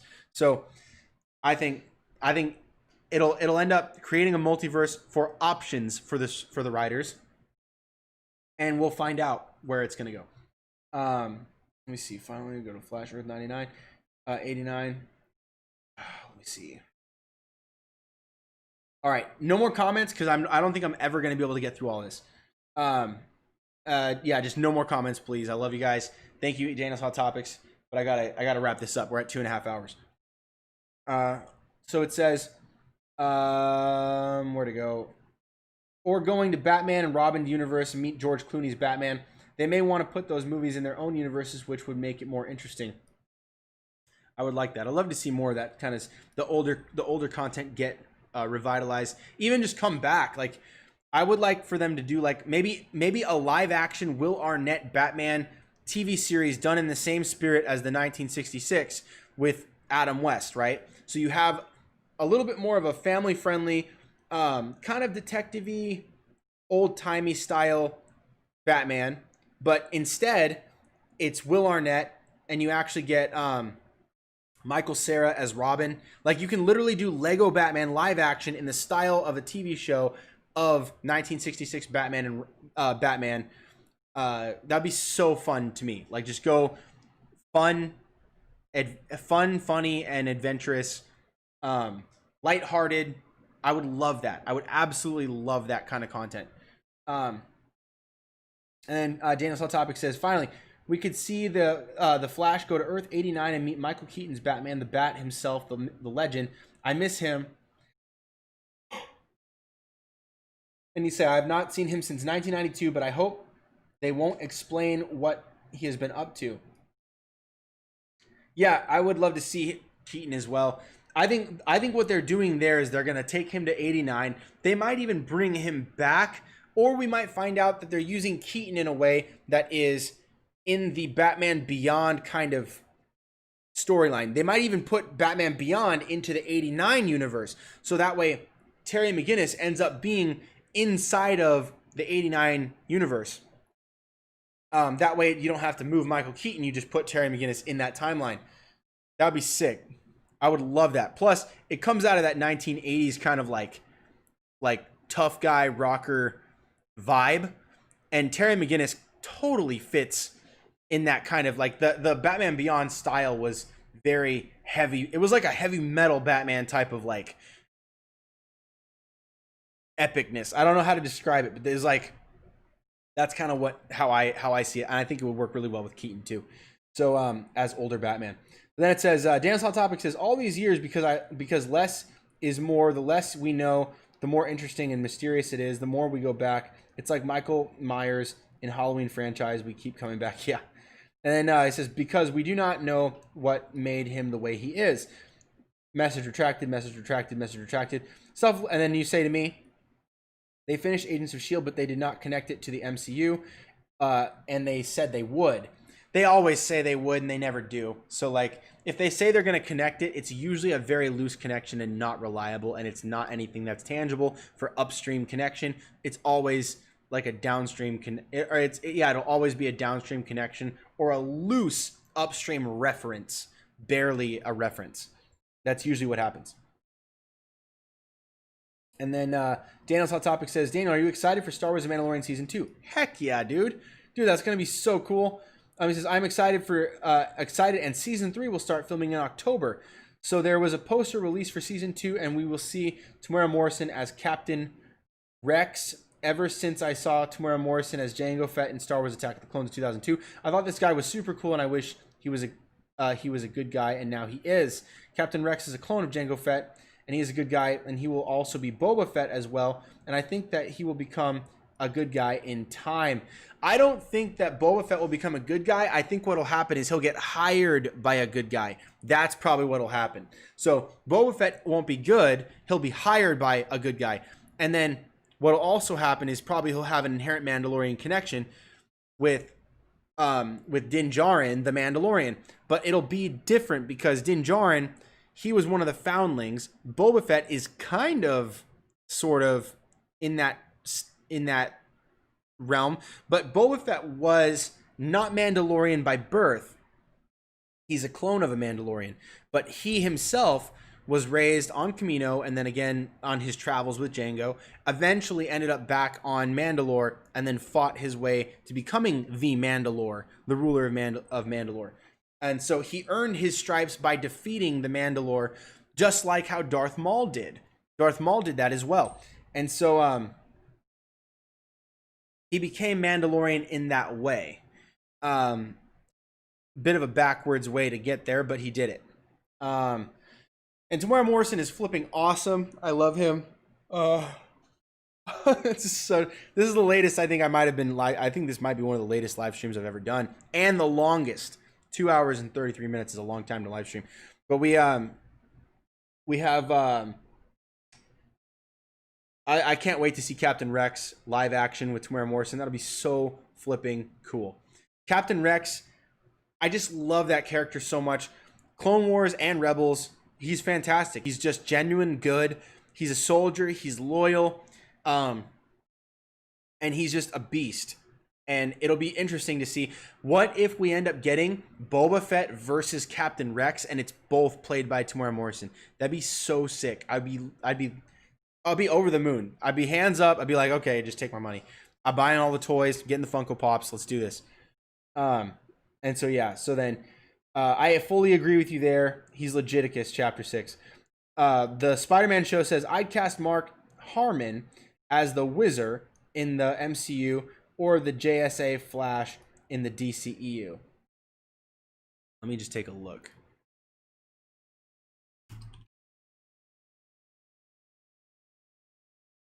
Yep. Yeah. Okay. Yeah, you were right. Mark Harmon. That's the guy. So yeah, Mark Harmon from NCIS. Heck yeah. No, he's dope, and I think those are I think those are very good castings as well. I especially like the JSA Flash. I like that one. He does look like a Jake Garrick. Um, and then Daniel's Hot Topic says in the Clone Wars they said Jango was not a Mandalorian. Jango is a Mandalorian, but he was part of. He's not Mandalorian by race. He's Mandalorian by creed, and his thing though is that he was banished. I believe he was exiled, which is one of the reasons why he became. If I'm remembering this correctly, he was exiled and he became a bounty hunter because he was no longer a Mandalorian. So by technicality, exile makes you not part of the group, which is why he left. He's gone. So he is a Mandalorian. He's Mandalorian by culture, but he was kicked out, and so that's kind of what happened. And then Boba Fett comes back and takes over. So like, that's another thing that happened. But I love it so much. Anyways, guys, this has been awesome. I've had so much fun with this stream. Thank you guys so much for watching. If you guys do get a second, please don't hesitate. I would ask you guys, if you guys can, please just go over to my my TeePublic page in the link in the description. I would love it if you guys would pick up some merch. I've got these designs coming right now. I've bought these ones for myself because I designed it. I like it. I want to wear this camouflage Mandalorian logos and stuff like that that I designed based on the designs, and also all this other Star Wars merch. I know you guys love Star Wars, and I had a feeling the conversation was going to go towards Mando, so I brought this up so you guys could see it. All these designs that I've done for TeePublic for Star Wars merch. You can get t-shirts, mugs, hoodies, tank tops, sweaters. If you want the Mudhorn signet, you come over here, you can get that on a sticker for like $2 or less, I think it is. But you can also get like a phone case, magnet, laptop, wall art, onesie, pillow, tote, tapestry, pins, notebooks, all kinds of good stuff. Get yourself a $20 shirt or a mug for $11. It might be on discount right now. I think it's on discount right now. Usually it'd be $15. It's on 11 right now. So for 22 hours, you can save 27%. Check it out right now. Link in the description. I appreciate every single sale. It goes towards my funds so that I can feed my family, but also improve the quality of this show. I've been able to purchase some equipment, get way better lighting. I was able to move around the background by getting some shelves and stuff like that. That's why I've got a physical background. But if you guys would please, it helps me out a great deal. If you can financially support the channel, get yourself some sick merch.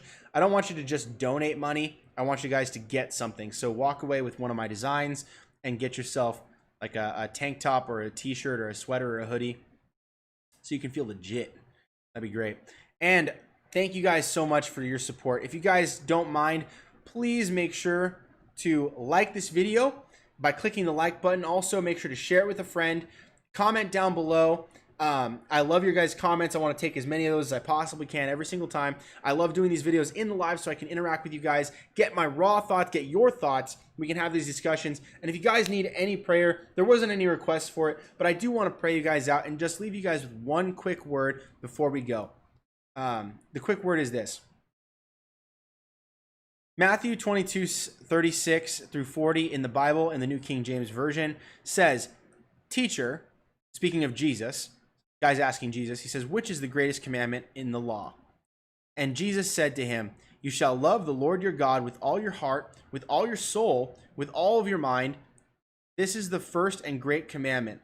And the second is like it. You shall love your neighbor as yourself." And it says, "On these two commandments hang all the law and the prophets." What is it saying here, guys? It's saying, I know that the Bible has a lot of commandments. It says don't kill, don't steal, don't cheat, don't bear false witness, don't make any graven images or idols. It says a lot of things. There's a lot of commands throughout the scripture, right? It says, listen, Jesus himself, the author and finisher of our faith, said this to us. There's really two great commandments. The most important commandment of all of them in the law, all of them, is just love God. And then the other one is like it, love others. If you love God, you'll love others. And if you're loving others, you're obeying God. So love others. So like if someone comes at you and they're mean, they're aggressive, just love on them, dude. Just love on them. Don't retaliate. Vengeance is mine, says the Lord. Don't feel like you have to get back at somebody. You can stand up for yourself if there's physical altercation. You can defend yourself, protect others, that's fine. But love somebody. And ask yourself, did I love somebody today? Did I actually make someone feel loved by me today? Did I tell the truth? Was I giving? Was I caring for somebody? Did I go out of my way to sacrifice of myself for the other person? Did I love somebody? So I encourage you guys, love somebody as you go, and love me. Like this channel, subscribe to the channel, share it with a buddy, comment down below, and turn on notifications so you can be alerted right when I go live next time. That way you won't miss a single thing. I appreciate you guys. Get in the word, get in some prayer. I love you guys. I'm praying for you. I am, even though you don't request it, I'm praying for you. I'm praying for good. I'm praying for your blessing. I'm also praying that the Lord touches you and that you are able to find your purpose in life through the love of God. And his will for you guys is to love. It's to love. Love somebody. That's the most important thing. So don't hate, don't yell, don't scream, don't light stuff on fire, don't break stuff. Love somebody. That's the key. They will know you are a Christian by your love, by the love you have for one another. And frankly, that's what changes lives. That's what changes hearts. People never change their mind in political debates or in an argument on Facebook. It doesn't happen. It's incredibly rare. It's incredibly rare.